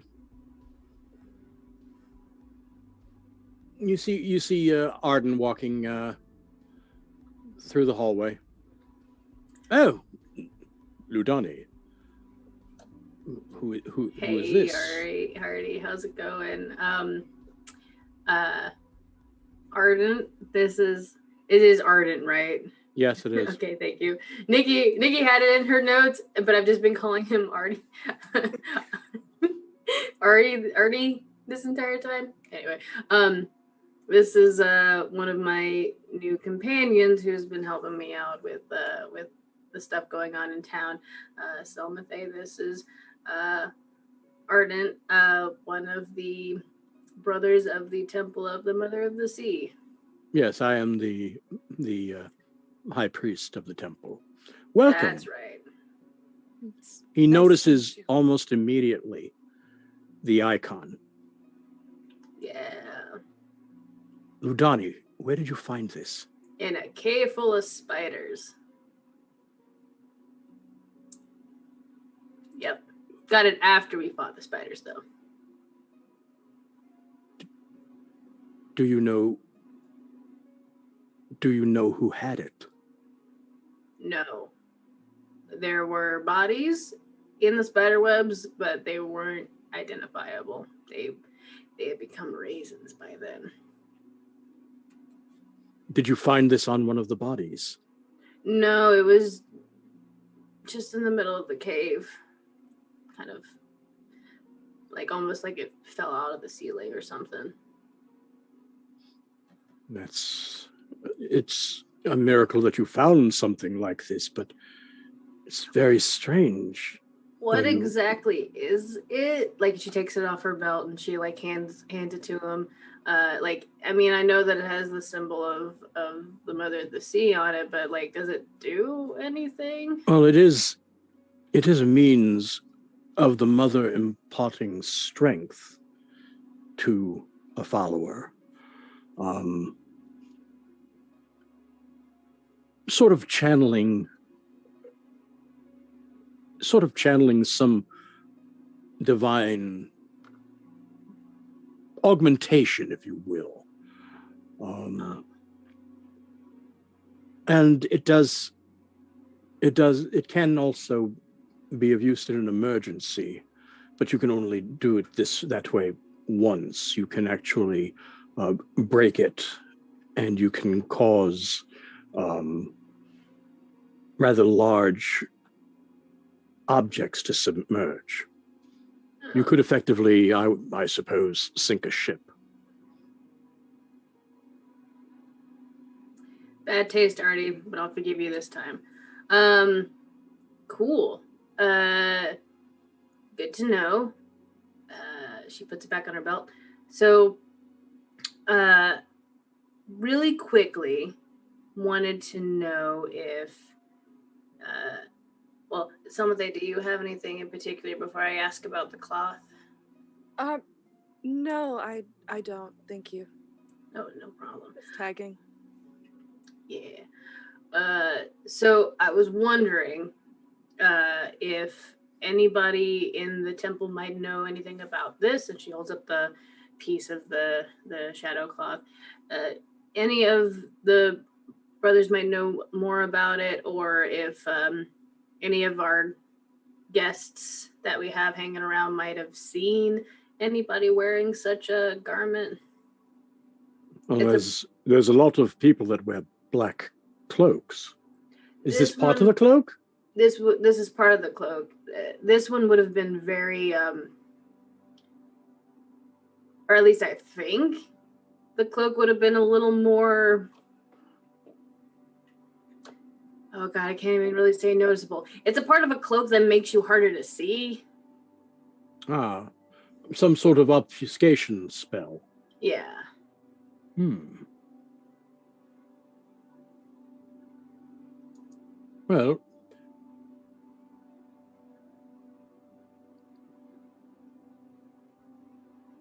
Well, I don't know if anybody is actually prepared for something like that. Let me see. I'm sorry, I'm not getting any sort of arcane, I guess one might call it a vibe off of it. Yeah. No, I mean, it also just came, we found it last night, and it might have been a part of the rest of the cloak, so it might not be, magic-y anymore.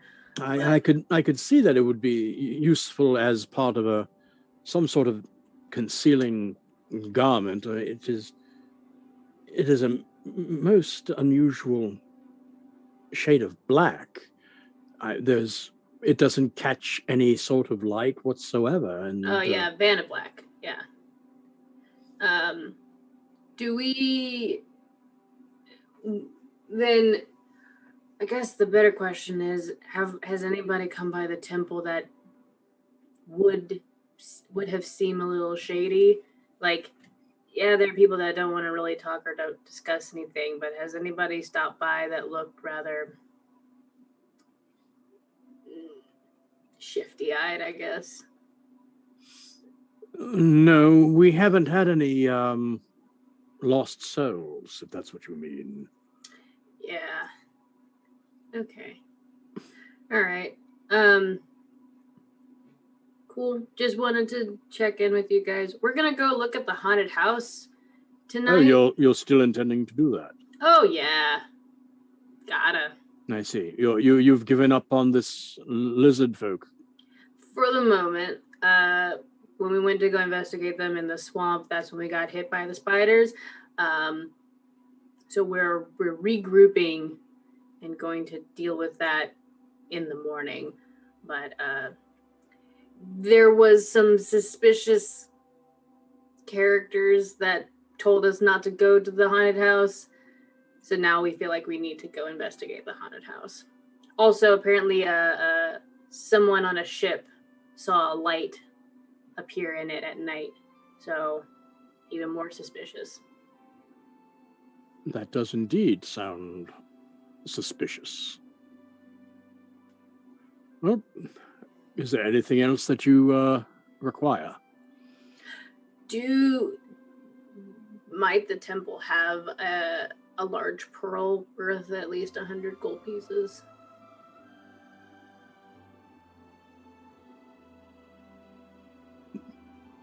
For what purpose? One of the girls that we're traveling with as well, she makes things. and she said that she might need to use one of those to make some really cool goggles. And I thought I'd ask.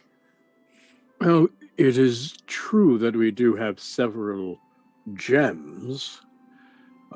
These are used as last resorts for removal of curses, reviving someone. Yeah, I haven't learned how to do any of that yet. But good to know. See. Let me see. And he touches his fingers to his temple. You definitely see Ludani definitely like trying to hold in like a snicker. And in comes Benson. Hey, Benson. Benny. How's it going?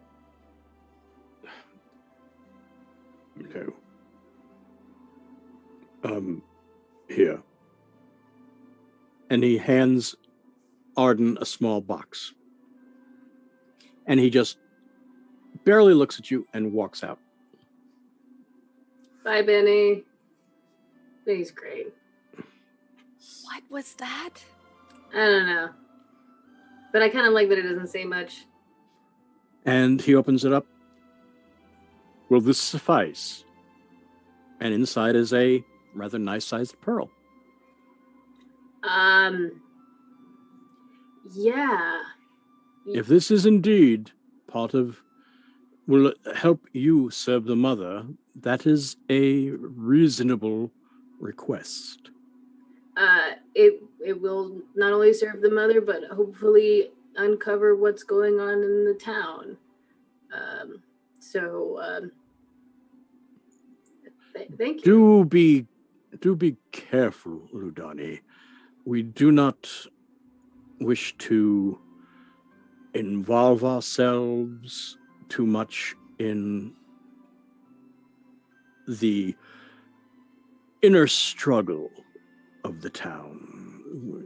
It is not our place to choose sides. Well, that may be true. And I completely agree. I don't really like picking a side. If somebody is hurt or people are being attacked and shot in the middle of a tavern. Absolutely. Yeah. But I just want to make sure you're aware. I am aware of certain political situations. Artie, do I look like a political person to you? Far from it. Exactly. No, I'm following what you told me. Just help out where the mother seems to lead and kind of go from there. Very well. Then take this pearl with the blessings of the mother, and do be careful. I'm still alive, aren't I? And she takes the box and she says, if this pearl doesn't come back, what will I owe you? Well, if what I suspect is true, this pearl won't be coming back, regardless of your guarantee or not. No, but I just wanted to make sure I wasn't going to end up in debt to the temple. That doesn't sound like a good thing. You have a different debt. This is very true. And okay, now, if you'll excuse me, I do have to prepare for our evening's worship. Yes. Blessings of the mother with you, Artie, and I will catch you at worship next time. And he does a polite bow and says, "It was very nice to have met you." It was nice to meet you as well. And he goes into another chamber, and you notice that it's almost like he's not walking so much as floating. And you see just the slightest bit of moisture behind him. Almost like a little trail. April, stop it. April, stop it. Okay, that sounded a lot better in my head. Okay. Everybody who follows the Mother of the Sea is always a little damp. Just how it is. It's like a slug. It's a snail. Yeah, a snail, a slug. It wasn't gross. It was. No, he's like a sea elf, right?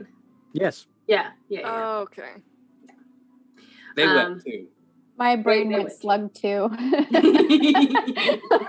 Yeah, I wasn't going dirty this time. I was just funny because I pictured him as a giant slug all of a sudden. Okay. He's just with like the googly eyes. So I just started thinking, oh God, wait, that sounds really bad. So yeah, Ludani like puts the box under her arm. She's like, I didn't think that was going to work. I didn't expect it to either. Okay, cool. You can actually put this in in like a pouch or something. It's like the size of an engagement ring box. Okay. It's not it's not a giant pearl. It's not like a giant. Oh no. Pearl. I was thinking literally like this is like a revered item, and so it is in one of those just big. Oh no, it's not. No, it's not in any kind of like boxes. reliquary or anything. It's just a small little box. Okay. It's not like the Ark of the Covenant being carried. No, they would not hand that to me. Not to Lulu. No, not to Lulu. So yeah, she's like, okay, let's go.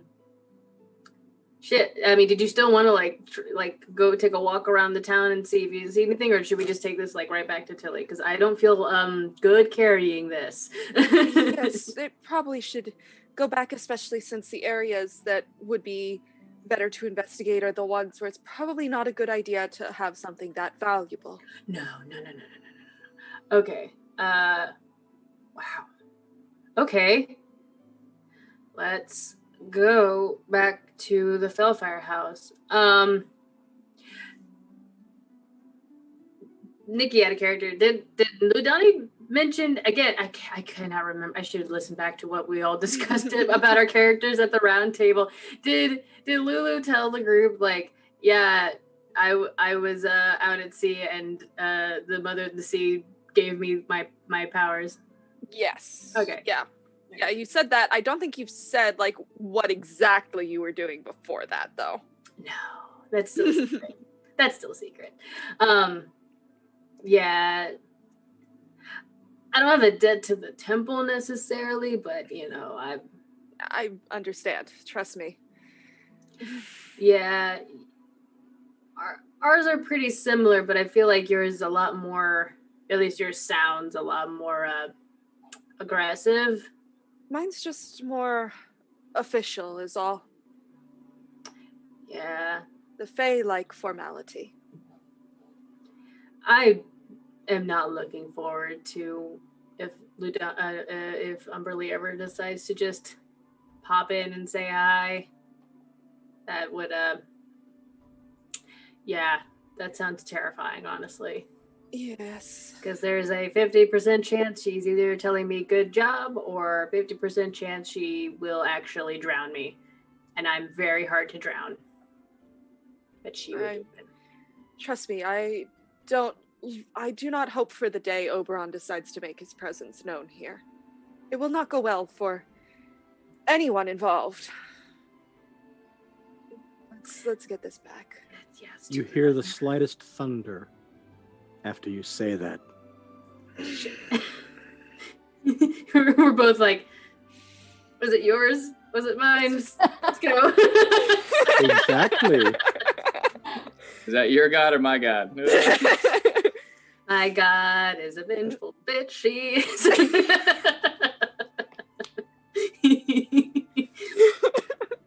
Literally the bitch of the sea. No, like that is it's in the wiki. I'm not. That's not. Oh God, yes. I know, I love it. It's great. I love Umberly so much. The deity of sailors. I suppose it's to be expected. She's very chaotic. Anyway, So Lulu and Selmathe walk briskly back to the Faelfire house. Commiserating about. All right, you get there and you see Herbert is cleaning things up.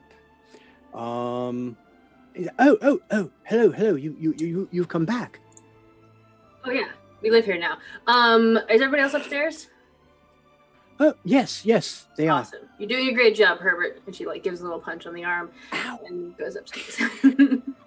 Thank you. You're welcome. His sleeve's a little wet now. A little wet, little couple of damp spots from her fingers. Yeah. Little moist. Little moist. Oh, well. Okay, so you get up the stairs. I'm unhappy. You get up the stairs into the common room. Yep. And you hear talking from inside Tilly's room. Now rock. It's more like that, you see. It's more now rock, but no one can pronounce it, so they just called me Squall. Now rock. You're close. You're close. Okay. It's difficult when you don't have, the beat.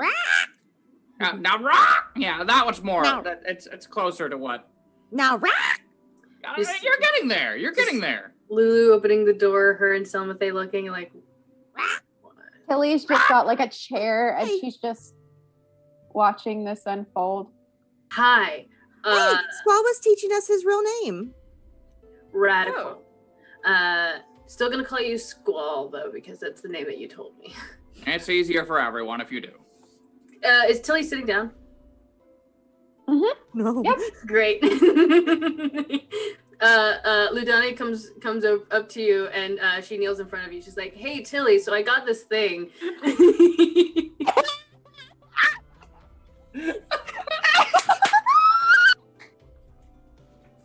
about things like this in books. It's happening. So yeah, I got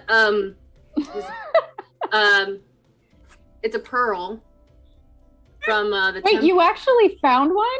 I know I asked for one, but I didn't expect anyone to actually find one in a town like this. I asked. Wait, what is the temple doing with a pearl? It's the temple to the Mother of the Sea. I wouldn't put it past them to use it for the same thing that any kind of spellcaster would. Wait a second.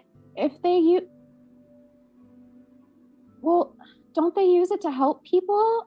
They have other ones as well, but also they gave this to me because our quest is kind of aligning with what Umberly is asking of us. I have to smash that, right? They know it's not coming back. Okay. If you're sure, I am super duper sure. I got this for you. You're really going to smash that. Well, yeah, Squall, I have to. I know it's shiny.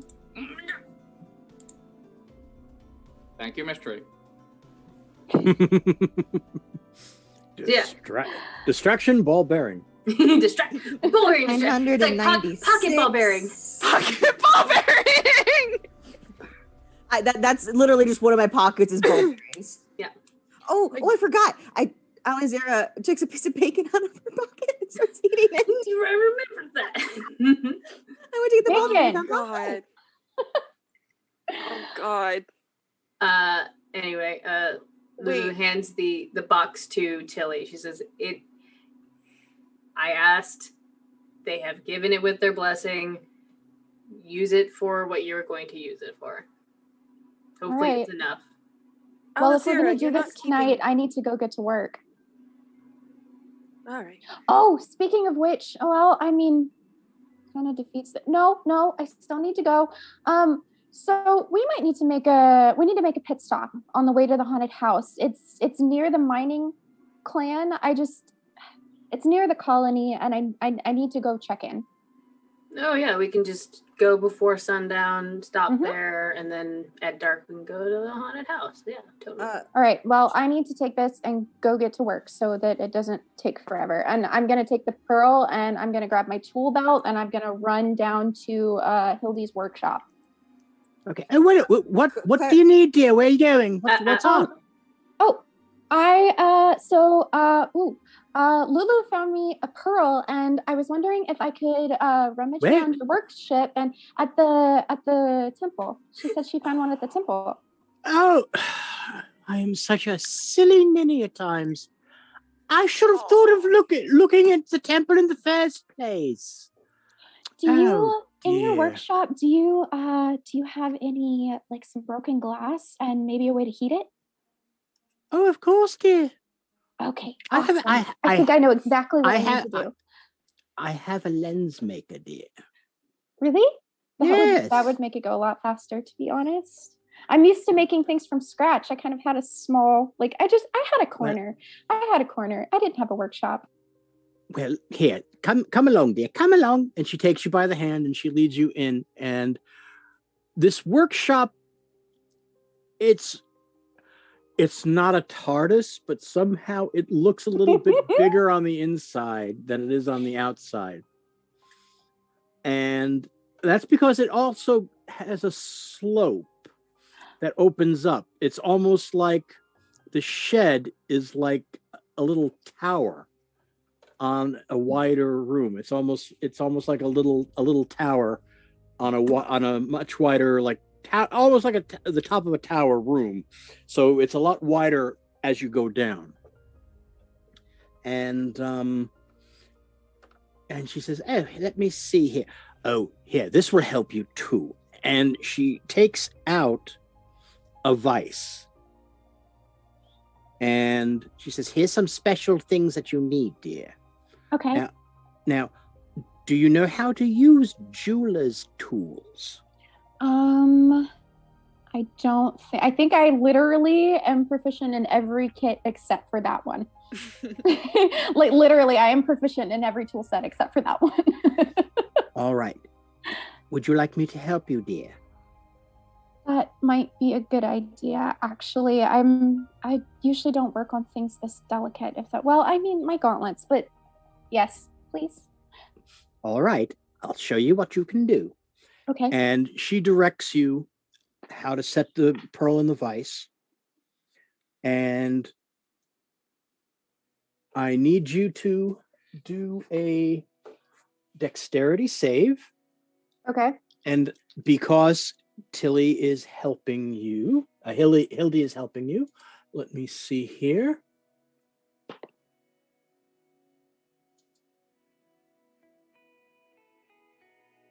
Because I actually have stats for Hildy. Ooh.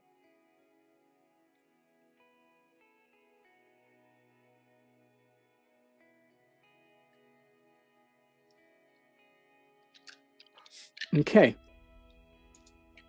You can add 7 to your roll. Oh, wow. Okay. So that is 17, 18, 19 plus 7. I'm trying to do stupid small math in my head. 26. Yeah. Okay. 26. You have successfully hit it in just the right spot, and it catches in the little vial underneath. See? I told you could do it. And you have this pearl dust in this vial now. Okay. So now let's see what you can do with the lens maker here. Same thing. So same roll, dexterity save? Yep. Okay. Be good to me, buddy. 16. Okay, is that with not with the plus 7. Because she's watching how you're doing it. So I'm letting her add a different stat than her dex. Okay. So I'm actually adding her perception because she's watching how you're doing it and giving you little hints where to properly hit and things. And you manage to mix it in properly. And you now have your goggles. You now have the extra lenses in the goggles. And so now you'll be able to cast your identify spell as a ritual, or you can use it if you don't want to take the time. You can use it at the cost of a spell slot as normal. It would still go through the goggles though. Gotcha.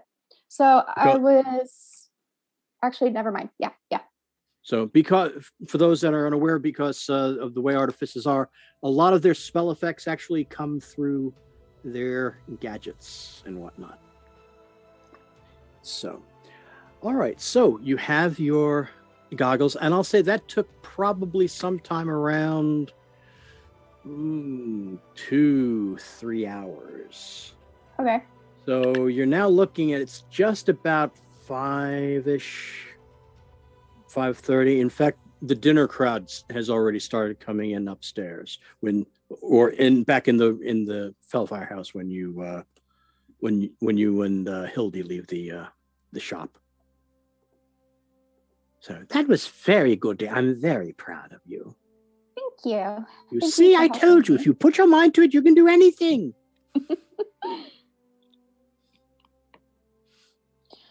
Okay, well. So during that time, we're going to be leaving soon. Okay, so during that time, were you other folk doing anything during those 2-3 hours that Tilly was working on her lenses? Alizera, Squall, you two doing anything? I love how you look to us first, like as you're the entertainment during the time. Look, normally when you guys are doing stuff, Squall and I wait till you guys are all done doing stuff and then throw something stupid out. So if you guys want to do something important first, we could throw our stupid thing out at the end. I have an important question for you. Alizera, you've been putting the ball bearings in a different pocket from the bacon, right? Yeah. Okay. Okay. So it's not that they're just greased and shiny. Okay. I pull out an actual bag from my pocket and shake it, and it's full of the ball bearings. Okay. All right. And then I pull one out and I just toss it over my shoulder and say 995. Put the bag in my pocket. That's Wall catches that one out of the air. Give me a deck save, bird boy. Your deck save, bird boy. Love it. I mean, I was tossing it to him. Can I help him? It's a 7. You said you tossed it over your shoulder. Yeah, Dex but I am save, I need to add my super all right, so that's a Dexy 20. That's a dirty person. 20. Oh, well, I Okay, don't need to help you him. catch it. Because I was going to say if you missed it, somebody was going to step on it. And odds are back down the stairs. And odds are you know who it would be. Me? Herbert. Poor Herbert. And Oh. Skelmethay does tell them that Isidore showed up again, but yeah. Yes, so I mean I got some nice new stuff out of it, I think, but he is still around and watching. So just as a heads up, I suppose. Yeah, and my talisman good luck charm thing. She says she swings it around on her rope. It looks like a soap on a rope now. I just realized that. Well, at least you don't have to worry about dropping it. There's a merch idea. Right? Surprise! Mother of the soap sea, on the rope. Surprise! Soap on the rope. Yeah, and like learn from the temple that this thing, like, you know, really strengthens my resolve and can like potentially sink a ship, which bad taste. Yeah, I think the Mother of the Sea is gonna kind of coming in for me a little bit. I can do one or two things. It's not a lot. So, do you think we're gonna get like paid if we do this? You guys should ask to get paid. I know that sounds can't. bad, but I came here to find a job and to make money. I would certainly hope so. I don't have a job or money, and now we're leaving the city. I mean, if you find the person who's supposed to give you a job, and I bet you could ask for a reward and a job. And we could just we go to ask the docks Zephyr. and get jobs. I will say this. Have you ever been to sea yourself, Miss Tree? No, I've always wanted to. We only ever built boats for river faring. Well, It's great. well, once we finish here, once we finish any of our business in this town, I should certainly introduce you to a few captains who would love to have another hand. Oh, okay. Then yeah, let's go investigate a haunted house then. Is it because they have a hook on the other one? I've met a few of those too. No, they have both their hands. I'm sorry. No, you just said that you can give him a hand. Oh yes, of course, because she would help out on the ship. Right. I'm confused. You would be a deckhand. Am I back in the room? Are we just like shit? Like, did I hear that? Yeah. Okay, I'm not saying anything, but that joke did not fly over Tilly's head, and she's just giggling. Personally, as much as my pa would love it if I went to sea, I'd rather not. I would like to find Zephyr, and he owes my pa a little favor. So if we find him, then I'm sure we can all get paid. Okay. Technically, I already have a job, and I'm currently not doing it, which is why we need to make that pit stop on the way there. Of course, of course. I tried to ask this earlier. Isn't the colony after the haunted house, past the haunted house? Or did I get that wrong? From what you described it earlier, I thought it was the haunted house was on the way to the colony. It's not that far past the haunted house. It's also but we have to pass the haunted house to get to the colony, right? Not necessarily. No, you wouldn't have to pass it. You wouldn't have to pass the haunted house. The haunted house. The haunted house is closer though. It's a little. It is if you go in a straight line to either one, the haunted house is closer. Okay. It's only about a 20. But the colony itself, you can go to the haunted house from there in about like a half hour to an hour. Okay. So depending on where you go, because I was trying to understand because earlier, you're pretty much walking along beach and dunes and everything. I was just trying to understand because earlier we said it was the haunted house, then it, and then we said it was the haunted house. So I got confused. Well, either way, other place you want to go. No, it was coming from the dwarven mining colony, then the haunted house. So, because you were coming from the other way, you were coming into town. No, it was the conversation between Tilly and you earlier today that I got confused in. Okay, all right. It doesn't matter. It doesn't matter. Wherever you guys want to go, I guess we'll go. I mean, it's still sun up right now, so it's going to take a couple hours to walk there. Yeah, it's a distance. We should probably not show up to either place while it's dark, but get there right before it gets dark so we can scope it out before it is dark. Of course. Yeah. Well, why don't we leave for the colony first, and by the time we make it to the haunted house, it will... keep going, sorry. I think the haunted house would be the best one to scope out first while it's light, just so we know like where all the entrances and exits are of the house. I could go ahead and just go there first so I can find the exits and entrances if you want to check in. Dungeon Master, is there a place we can hire like a horse and buggy? Yes. There is well actually that wagon went back with the with the driver. And you actually have a cart, Ludani. You drove it in with the blankets. Holy shit.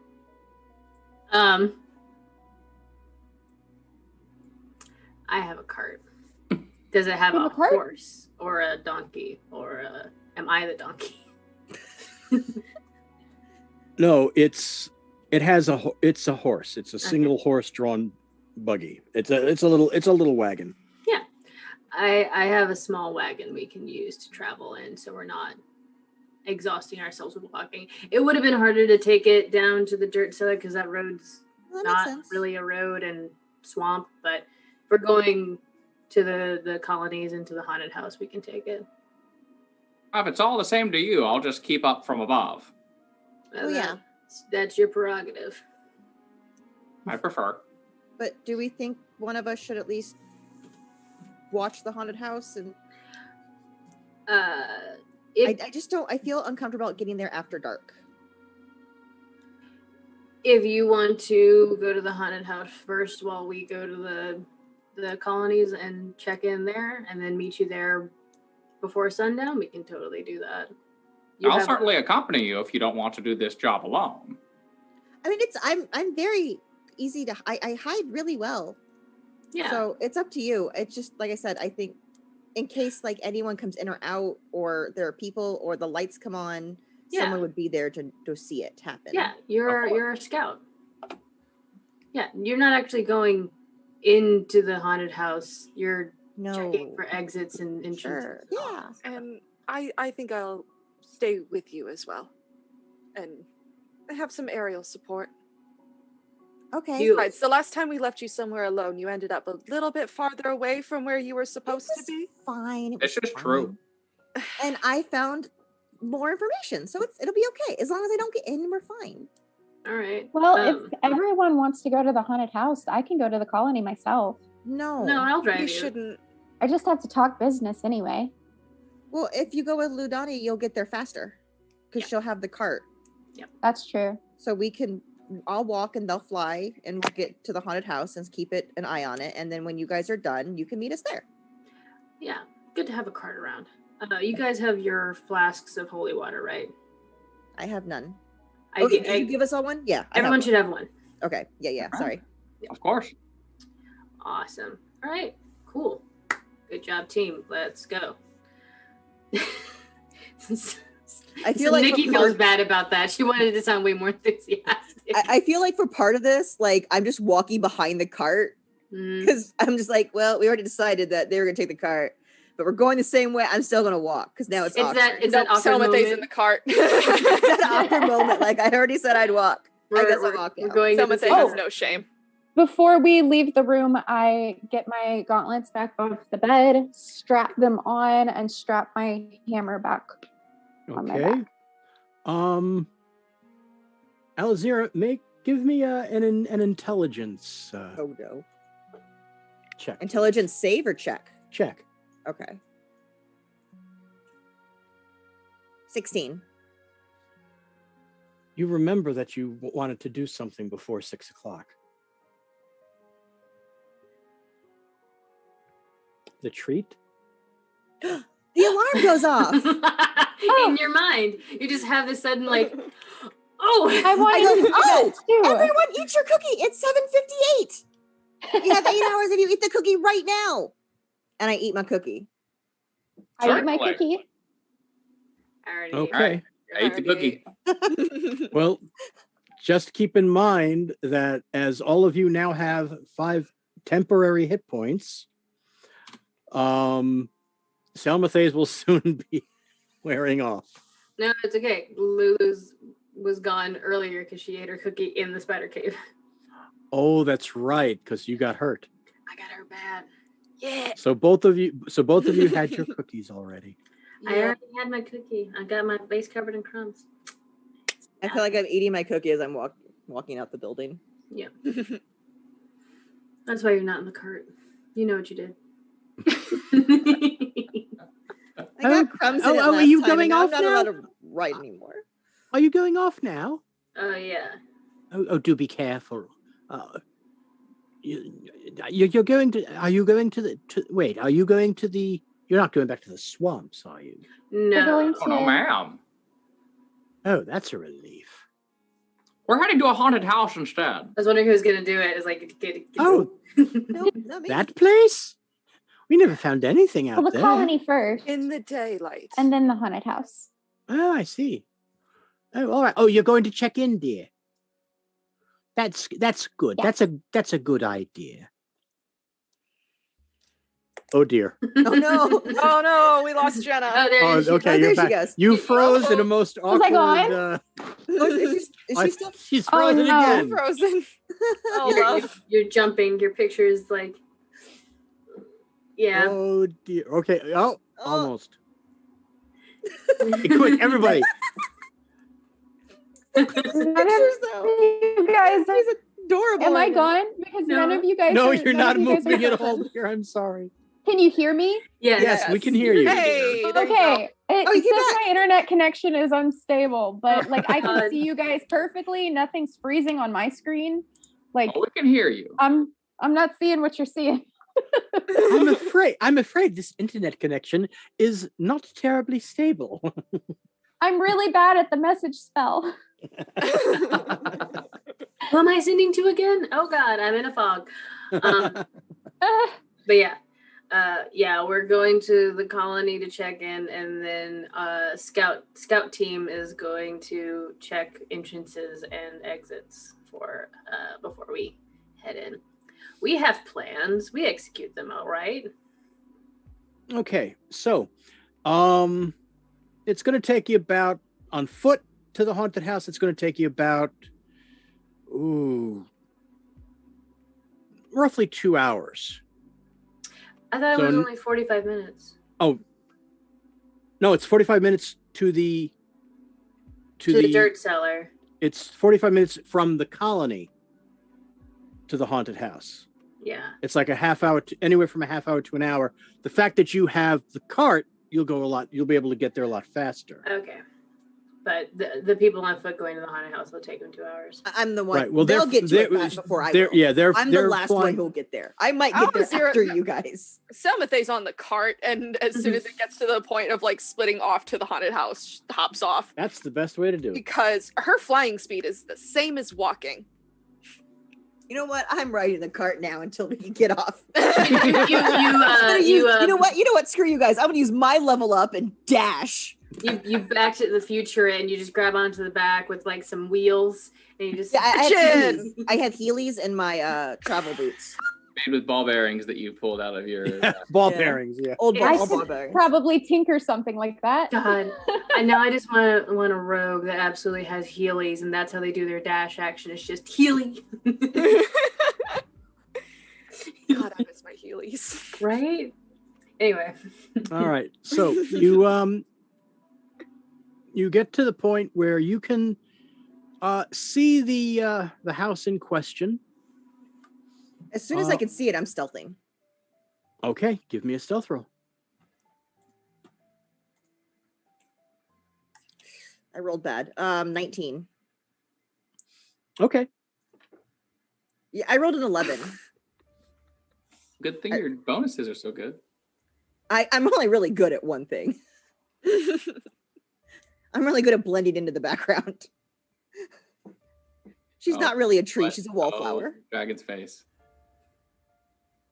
No, I'm just saying, hiding in. Oh, okay. I thought you covered your face because like you triggered something. No. Surprise! It was on me the whole time. Okay. So you get to the point where you can see it and you start heading off in that way. And the cart starts heading towards the colony. So let's take care of the colony quick. So you get there and there's a little bit of a kerfuffle as you arrive. Okay. And you see that there's like a contingent of townsfolk yelling at a group of miners. And you do see that a couple of the Smiths are involved in it as well. Anybody and I you hear them recognize? say, "Get out of our town! We don't want you here. You're nothing but trouble." And the dwarves are cursing at them in Dwarvish. You can understand what they're saying, but the townspeople aren't. And they're just all agitated as all hell.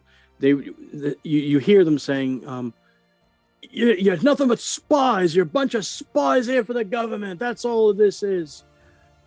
You want to take over the town, and the dwarves are all like, "You're out of your daft mind." So, All Do right. I see any dwarves that I recognize? Any of the smiths? you see, you don't see Fergus. You see Donald standing there trying to back up some of the others, and you do see Bodnik as well. Bodnik was the driver, correct? No, Bodnik was the drunk. Bodnik. Oh, that guy. Okay. And I cannot find at the moment what the driver's name was, but he's there too. Okay. We should separate this. Yeah. I can take care of This the is town Jin needing stuff. just a second. I've got to... Oh, you're good. Take your time. I'm sorry. I was looking at my sheet. So you have you have these. There's about 10, 11 of them, of the townspeople, and then you start seeing more and more of the dwarves coming out of the different buildings and everything. Oh shit. Okay. All right. I'm gonna jump down off of the cart, or actually, no, I'm not. How close are we at this point? You're just pulling into the center of the town where this is going on. Okay. I'm going to stand up, like up on top of the booth. Like I want to be tall. Yeah. And I'm going to use thaumaturgy and just make my voice extremely loud and go, "Hey, everybody shut up for a second." Lulu's heart goes doki doki. Do me a favor. Make an intimidation roll. Is there... Lulu is going to stand up behind her and look as intimidating as possible. Can I help her? Not this time. Damn it. That is a 16. No problem. The crowd rolled a 6. All right. And I'm still using my voice is really, really loud. Everybody just go home now.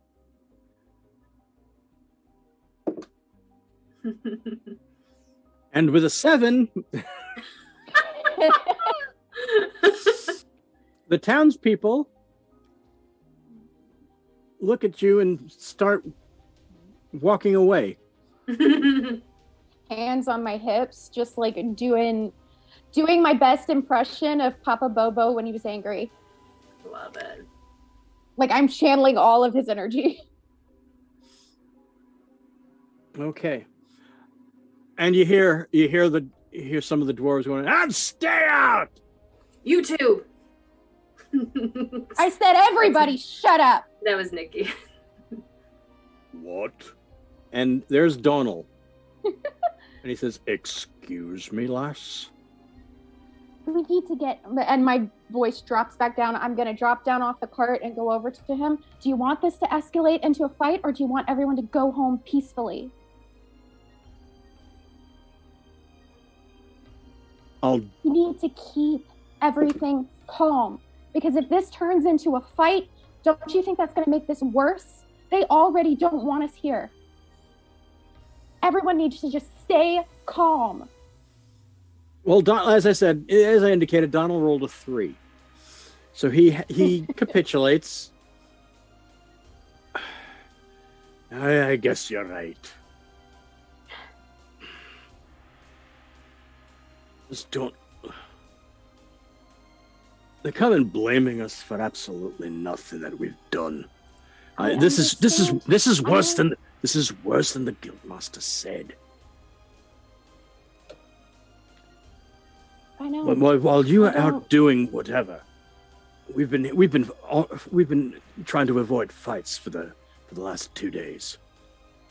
It's been a strain. And that can't have been easy. I understand. But this is not going to make it any better. We need to just stay calm. If we end up being the thing that...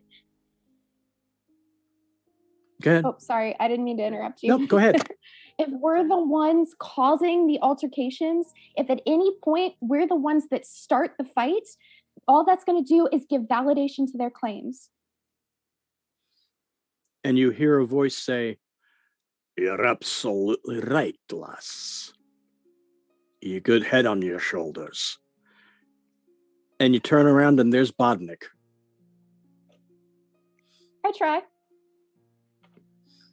And Donald spins around. "Master Bodnik, what do you mean?" "Listen to this lass. She's got a good head on her shoulders. Otherwise, my cousin wouldn't have sent her down here. This is your guildmaster's cousin. Bodnik is the head of the miners." Gotcha. Okay. "So,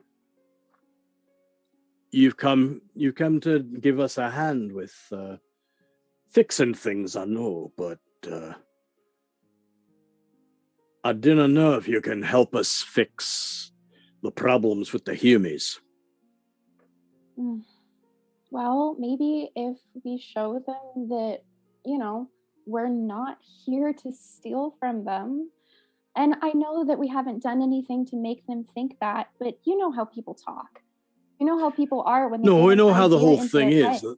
We were given special permission to come down here. We were asked by the government, by the kingdom, to come down here and to set up this colony and to start mining. And apparently the bigwigs are using it as an excuse to try to bring more of a presence down into the town. And that's apparently what they're objecting to. And no matter what we say, they some of them just don't believe us. Well, maybe that's We're having a because they problem don't with some know of these. us. I don't know who we're having more problems with, the pissed off villagers or the town council. Well, it's a complicated problem. I don't think it's something that we're going to solve overnight, but something that might help is we're strangers in this town. They don't know us. I mean, how many of us are locals? I came in from out of town. We all came in. This is not exactly a dwarven hotspot, lass. So then maybe what we need to work on is our relationship with the townspeople. And I know that's not going to be easy. I mean, especially the way they look at us, but what gets me is that I don't understand. Help them with. I can see what you're trying to say, lass. I really can. But the thing is, I don't know why we're having as much trouble as we are, because as far as I know, Councillor Primewater is supposed to be on our side.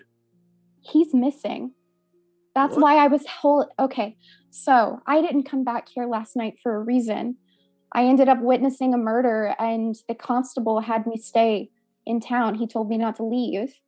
So last night I went back you all heard about the ruckus with the explosions in town, right? Oh, aye. Last night, I went back to a tavern with some other people who'd witnessed that. And one of them was supposed to meet Gellin Primewater there. He showed up, he opened the door and was shot in the back by a crossbolt. But Primewater's dead? No, he's not. It was a doppelganger. He changed shape when he died. He's missing, though. The constable can't find him anywhere. They've been looking everywhere. And so is Zephram at the trading post. The trading post? Yeah. And the last place that he was seen was in Dirt Cellar. People have been going missing from there. But we don't know that that's necessarily connected. There's just a lot going on.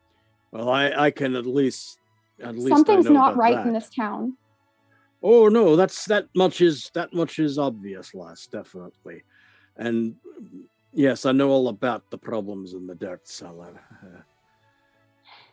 I just kind of smile at him. I do appreciate what you did for me. I do. No problem. And it's because of that I'm more than willing to give you a chance at trying to do something about this and why I'm willing to listen to you. Well, thank you. I can't say I really know what the answer is. I feel like this is something that's going to take time. Though, from what I've heard, I haven't heard good things about Gellin Primewater since I've gotten into town. I've been staying with Hildy and Lug at the Faelfire house. They own I know that's where we properly met. Yes. Well, apparently they knew him years ago. They were in the same adventuring party, and since then it sounds like he's been in some pretty shady business. But whatever he's up to, apparently it's enough that somebody wants him dead and fell for his doppelganger, and now he's missing. He could be in hiding, or he could actually be in danger, but I don't know. There's not enough information. Well, if it gets a little bit calmer, maybe I'll send one or two of the lads to the council and try to talk to some of the other council members and find out what's going on. That could be a good idea. I wouldn't let Primewater be your only line with the council. I don't think he's trustworthy. I trust Lug and Hildy's opinion. On that, I can agree with. They're definitely good people. They've treated us a lot more fairly than the average townie. The only other good people that we've come across here are the folk from the temple. Oh, speaking of which, Ludani. I just kind of gesture over here. This is my friend. We met yesterday.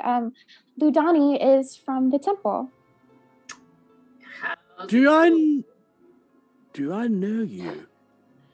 She was with me the other night. I'm American. In Dirt Cellar. Oh, so you know the problem I had that night. Oh, you had no problems. You were just very tired. Yes. Aye. Yep. I get like that sometimes too. It's fine. Well, thank you as well for your help. As I was saying, the only other people other than Lug and Hilda that have been kind to us have been the temple people. Yeah. Unfortunately. The only reason that I went out to that rot gut house was because I heard that they had an old dwarven ale out there, and it didn't turn out to be true. Definitely not. I tried it too. That was disgusting. That was not proper. I'm so sorry. Who told you? Who told you that there was a fine dwarven ale at the Rot Gut House? Well, considering that I have heard one or two things about the proprietor, I wouldn't have put it past him to have some purloined drink. Then here's the better question. Why do you think somebody like Gorp would willingly serve that sort of drink to anybody but himself? That sounds a little more accurate, yeah. Or that makes sense. What might be more accurate is if any of the guys showed up that he wanted to impress. No offense to you. Just there are other people that keep our pockets full. I can see that. Yeah, well, believe me, I won't be going back there again. And I've actually put that off limits to the lads. Too many broken glasses. That's probably a good idea. For the time being, at least. No, that's... especially with the way things are going in town. That's why I'm going to wait a few days to send some of them into the council. I'll probably send my son, and I'll send that Donald lad in as well. He's I think straight-laced is about as best a way as you can go with these council people. That's a term. It might also be a good idea to encourage them if they want to go into town drinking. And I know it's also the closest place. Go to the Faelfire house. Oh, a bunch of them do. A bunch of us do go there. Well, maybe it would be a good idea to also encourage them to try and make friends while they're there. Or at least to be on their best behavior. The townsfolk need to see that we're not,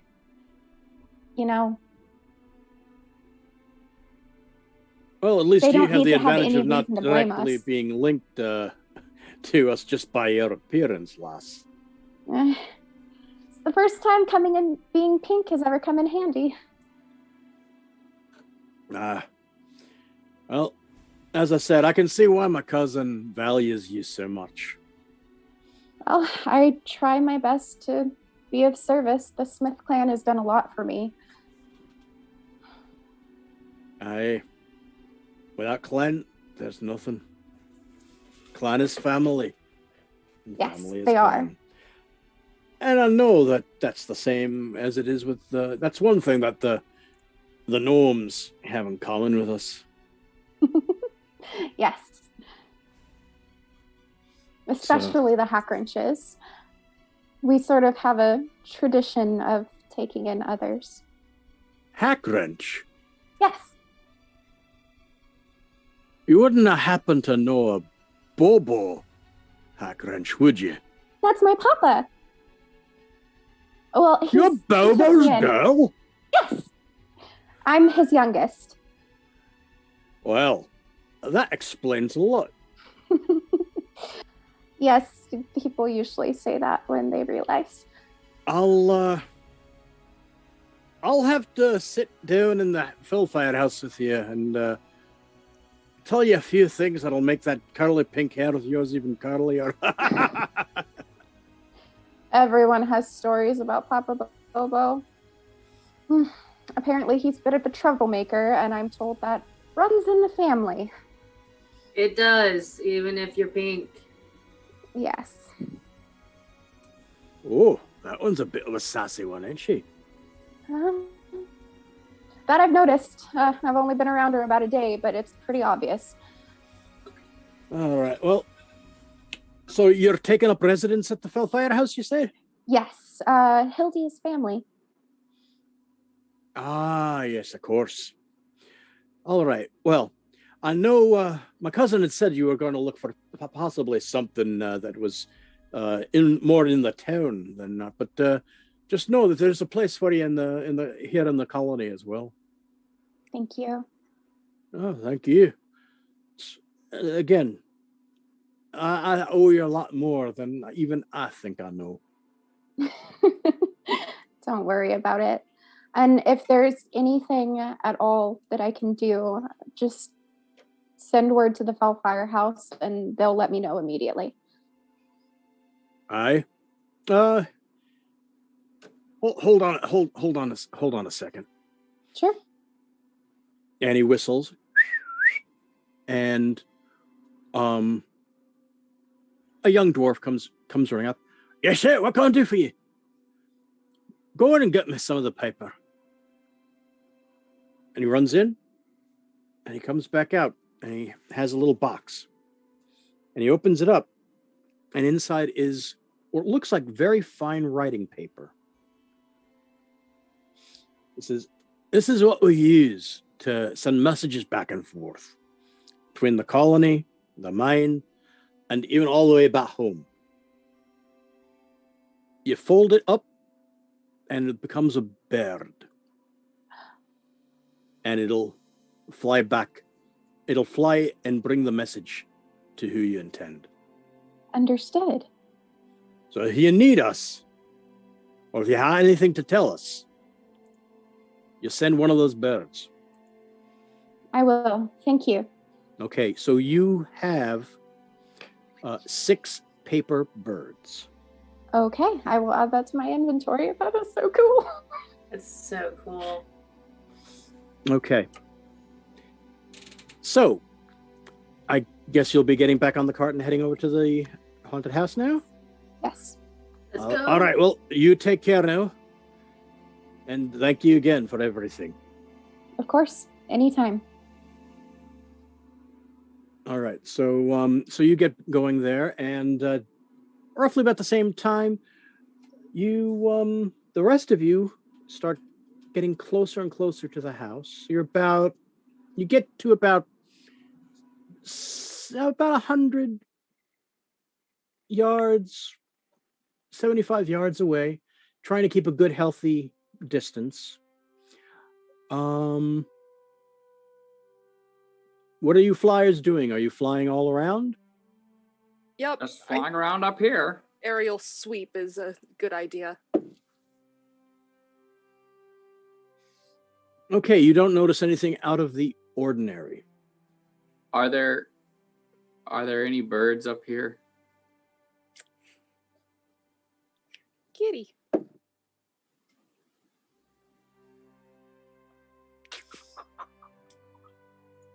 You see on a rock down by closer to the shore, because this is pretty much like off the shore. Oh my God. You see a group of 3 seagulls. All right. Oh boy, oh boy, oh boy, oh boy. Okay. So, friends, gulls, countrymen. I don't know. You! Go. Oh, you again. What are you following me? Sir, I assure you, I have no intention of following you. You threw me into friggin' water. I'm just gonna mute now. You tried to poop on my head. What the hell did you get that idea from? You were I above. said hello. I'm sorry I almost bumped into you. And the next thing I know, you're flapping your wings, sending me into the water like I'm some sort of fish. Let's be very clear. Last time we spoke, you seemed to indicate that you enjoy defecating on others' heads. Next thing I know, you're above me. Poop is falling. I made the rash assumption. And of course, pushed you away, sir. You didn't push me away. You blew my ass into the water. So I underestimated the strength of my wings. It hasn't. Surely you've never made a mistake yourself. I understand. Are you saying I've made mistakes? I'm saying you certainly possibly could have. And one of the other one comes in. What are you, a maniac? Sorry, dear sir. I think I've had a run-in with your friend earlier. What are you talking about? Your friend here witnessed something the other night. Asked me to join in pooping on people's heads. Next thing you know, we had a run-in where we didn't understand each other.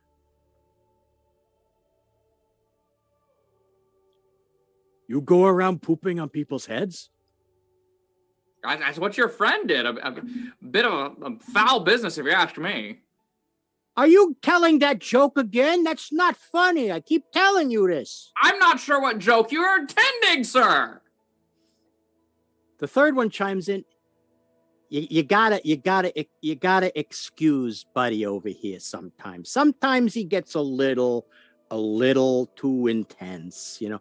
What do you mean I get too intense? You get a little crazy sometimes. I get crazy? What are you, a maniac? Gentlemen, if I could just, a moment of your time, if we could set this all aside, all I needed to know is that house over there. Have you seen anything out of the ordinary, or any persons out of the ordinary coming or going from that house? What kind of persons you talking about? I heard tell of. Are you talking about that naked human? That certainly sounds more interesting. I mean the one you were asking me about the other night. Yes! Yes, the naked human. I never saw a naked human. You asked me if I did, and I told you I didn't. But then why did you bring him up just now? Because you said if there was anybody unusual. And so you instantly went to someone unusual that you actually be kind of unusual, I think. You resort to someone unusual that you haven't seen? What do you want from me? I'm a friggin' seagull. Which means you're around, you see more than the rest of us. I'm sorry. Buddy, was it? Buddy? Yeah.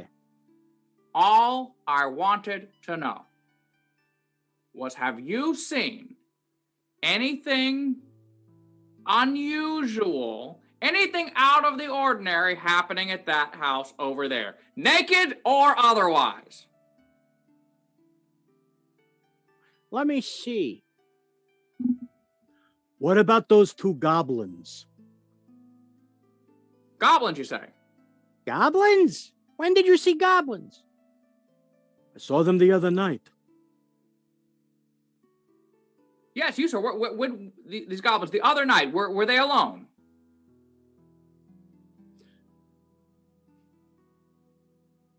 Yeah, I think so. Okay, could you elaborate? Is there anything else you remember? Well, they were dragging a big bag. A big bag. You sure that wasn't a body? A body of what? Squall still has a bit of rye in his pockets from the Faelfire earlier. Sergal, certainly we could come to some arrangement if you could perhaps remember more detail about these goblins and their business.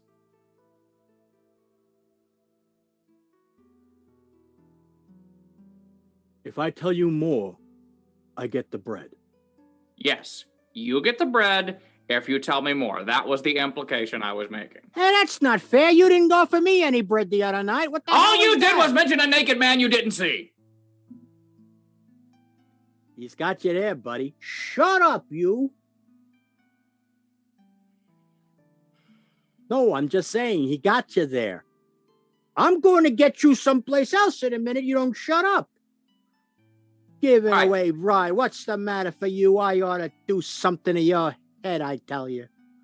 My wings are feeling itchy. They could flap at any moment, sir.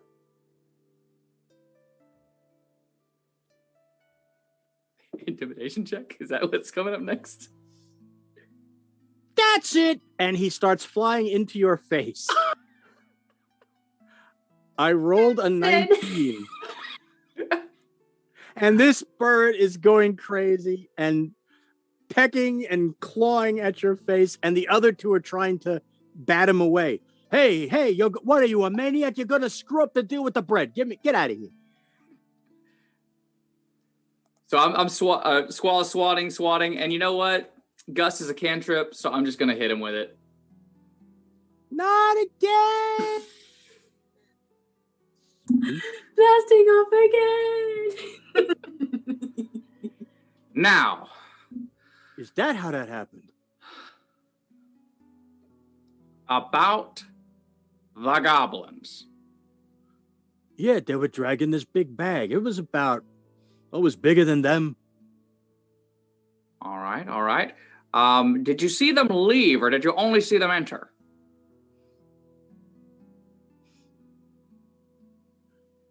Well, I wasn't here that long that night. I saw them go in. I didn't see them come out though. We got chased off by a dog. Fair. Dogs are intimidating. Of course. Well, good sir. Yeah, not even Buddy could take care of that dog. Buddy seems to be a lot of talk, but not much in the scrapping department. In any case, good sir, a deal's a deal. Squall tosses the rye bread onto the rock where they're sitting. Oh, and by the way,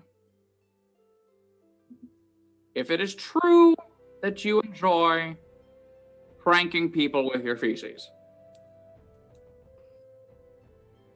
on the foam breaker, big ship, white and blue sails, in the harbor right now, a man named Trevor wears a red coat. Good target. Well, that's more Buddy's thing than mine. I can tell him that. Seagulls, have a good day. And yeah, Squall thanks. is going to fly right back to where Salmathe and Alazira are. Well, I guess Alazira is hidden. And off in the distance you hear, "What do you do? Where'd you get that bread, you bastard? I'm gonna tear him apart." Says, "The guy blew you into outer space. What are you talking about? Are you a maniac? Let's go."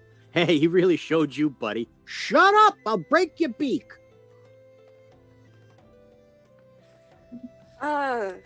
Another successful chat? Well, there's good news and bad news, and then some good news again. And possibly bad news after that. Let me start from the beginning. Please? I can apparently understand all animals now. Oh. Seagulls are insufferable. I thought we knew that one. And we possibly have a lead on the goings-on here at the house. Okay. The more reasonable of the birds saw two goblins dragging in something bigger than them. Perhaps a body, but he wasn't sure. He said they went in 2 nights ago, and he hasn't seen them since. Well, so either that is our friends Onk and Urk, and the gulls just didn't see them leave, or we have a different problem. Perhaps, but we do know goblins are involved now. Indeed we do. Well, I'm going to continue flying around, keep an eye on the aerials. And I will talk to no one else. A valid plan. And it's at that point that the cart pulls up with Lulu and Tilly. So I take it you catch them up on that? We do. And Alazira is still hiding. So... Yeah, they still staying up in the air to keep an eye on things. You haven't seen any comings or goings. Alazira, is that who you were referring to? Any of us, I assume. Or none of us saw anything. No, none of you have noticed anything from any of the places that you've been. So I catch them up and tell them what the gull told us and everything. And so it would seem that the goblins are up to something no good. Shit, was Zephyrin stolen by goblins? Could have been him. Could have been Prime Water. We did also see them in the last place that he was seen. Very true. And I don't know what Prime Water's up to or where he is. But I think finding him just got a little more important because I have some questions. I see. How close to sundown is it by now? Oh, it's well past by the time the cart gets there. All right. Great. Well, there seems to be nothing left to do but see what mysteries this house holds. All right. Where's Alazira? Mystery? Well, flies down. I didn't see any of the bird stuff, and they didn't tell me that they talked to anybody. And no one told me that they were because they're above me, so I can't see them when they change directions. Okay. If I had gotten close enough to the house, I would have gotten close enough to see inside. But if we're past that already, then I was trying to say stuff, but we kept getting other things. So. I'm sorry. Okay. Yeah, no, you But walk... if it's too late, then we can just skip all that. No, not at all. You can. I think it's already 10:30. Yeah. Okay. We're going to wrap it up. Everything I would just hang out outside then. No, that's all right. You can give me a perception check.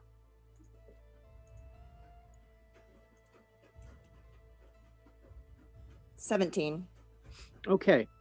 You really with your dark vision, you can see that it's this one particular room that you're looking at. It's all broken up furniture. Because I would... Go ahead. There's a broken, like you can see through the window, because there is no real glass in this window here. Yeah. What? My cat was trying to knock over the cat. Oh, so I had to tell him to cut it the fuck out. Sorry. So yeah, there's no glass in here. You can actually see in. You don't hear anything. You notice that this looks like it could have been a bedroom at one point. There's a smashed large size bed. There's a beat up old dresser with a shattered mirror on it. And there's a closed door that leads out of the room into the house. And that's the only window of the house? No, that's just the one that you happen to. Okay, because if we had an hour at least, how much time do we have? Did we get there right after dark? Yeah, I would say you had time to check around the whole perimeter. And I would have. I know it's fine. It's fine. Don't worry about it. You're not. The thing is, even no matter how high you roll, if there's nobody there, you. I was going to do something else, but it's fine. We can go. What did you? No. What did you want to do? I'm totally cool with it. Like now, the people are here, so I would have heard the cart come up. I guess so. I'll come up to the cart. Hi, everyone. Miss Tree. We were just discussing that. I catch her up on everything with the gulls and everything. We fear that there's been some foul play with some goblins inside. So there seems to be nothing left to do but investigate. But we should be prepared for some shenanigans from our diminutive acquaintances. All right. So going through the front. There is a front door. It's on like a kind of like a patio. Yeah. There's also a back door. There's several windows. There's at least 3 windows on each side of the house, from what Alzira tells you. Miss Tree, which one would you recommend is the best mode of entry? Front door. Fair enough. Back door. I don't know. I couldn't see anything inside. I just saw there's a bedroom on that window. The other rooms that you saw had pretty similar smashed up furniture, like regular chairs, like you saw what could have been like a dining room. Well then, shall we go in? In a moment. Oh no, I'm so sorry. Tilly, why my brain just took your name and just like, we don't need to remember that. Can you cast that light? Can you cast that on only ball bearings, or can you cast it on other things as well? I can cast it on other things. Small objects is easiest. That's why I use the ball bearings. What about this talisman that I've got? Can you put it on that? How big is it? It needs to like classify as a tiny object. How big is it, Dragon? I imagine it was palm sized. Yeah, it's pretty much palm sized. Okay. Is that considered a tiny object? Yeah. Okay. Sure. It lights up. Throw up a ball bearing. He's not listening, so it doesn't matter. All right. 995. 4. 4. I paid attention. I apparently did not write the 5 one, so thank you. Okay. All right. And as you get up to the front door, you hear a blood-curdling scream from within. It is a male voice. Oh. And that's where we're going to end tonight. I suspected you were going to say that. House is haunted. Yeah, that's why I kind of want to be like, I don't want to do anything else. I know we're going to come to a cliffhanger soon. Yeah, I was ready. Well, if you want, next week we can do a little timey-wimey, wibbly-wobbly like we did for you. I would have just ended up trying all the doors and the windows and probably have snuck inside already. You should have done it. She would have been. Alizera would have just Leroy Jenkins her way into that thing. Oh, that would have been funny. But then the blood-curdling scream might have been Alzira's. Now we get then to we would know. properly At least one of us this. would know what's going on inside. Yep.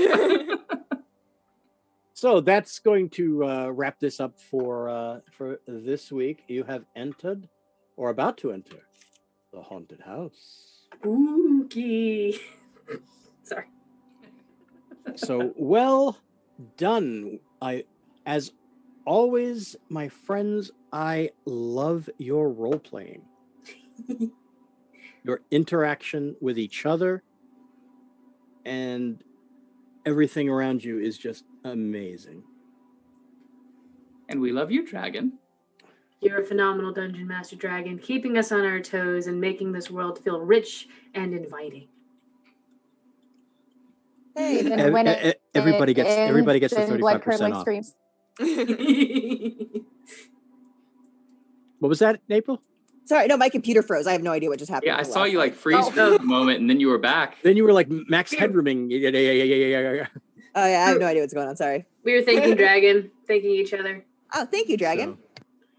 So anyway, so we're let's wrap things up tonight, dear friends and fiends out there. Please, by all means, pay heed to our good people at this table as they tell you where you can find them. And I almost forgot. I'm very sorry. There was no surprise die roll. Who was it? Bummer. It would have been Salmathe. Oh, yay. God, it would have been so good. That would have been very entertaining. That would have been super entertaining. Anyways. So next week, Sarah, you get immunity. Woo! Woo! So anyway, April is disappointed she was not chosen. And she realizes it's a good thing I didn't run into the house by myself. Are you serious? Have you met me? Have you talked to me? April? You give me that. Give me that hurtful dice and let me run inside this house. I will make it. Oh my God. I will make it awesome. All right, let's go. Let's go. Do it. Okay, so let's start as always with April. Hi, I'm April. You can find me here Wednesdays, Mondays. I'm on Cyberpunk, and Fridays starting next week. Sladies will be back if I don't mess up the date again. Sorry for screwing up Sladies for everyone. It's fine. Next. You're doing great.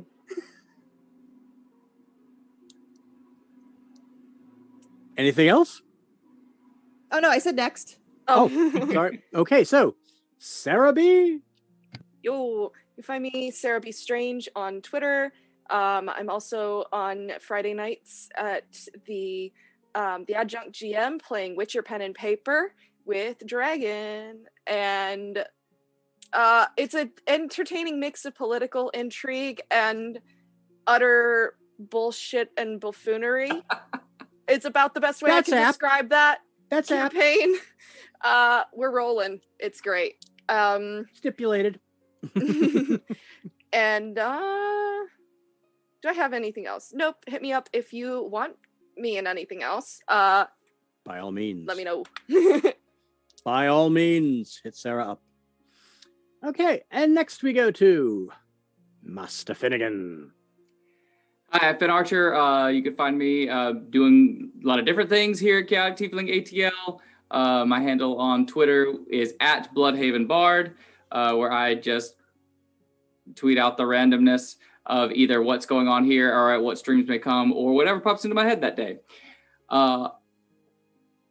Things to look out for. February 20th, what streams may come.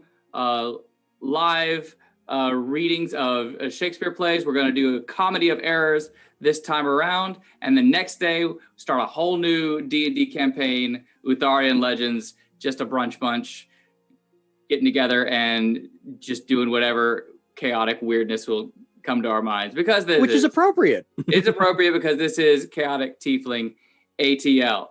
But please do this for me, good people.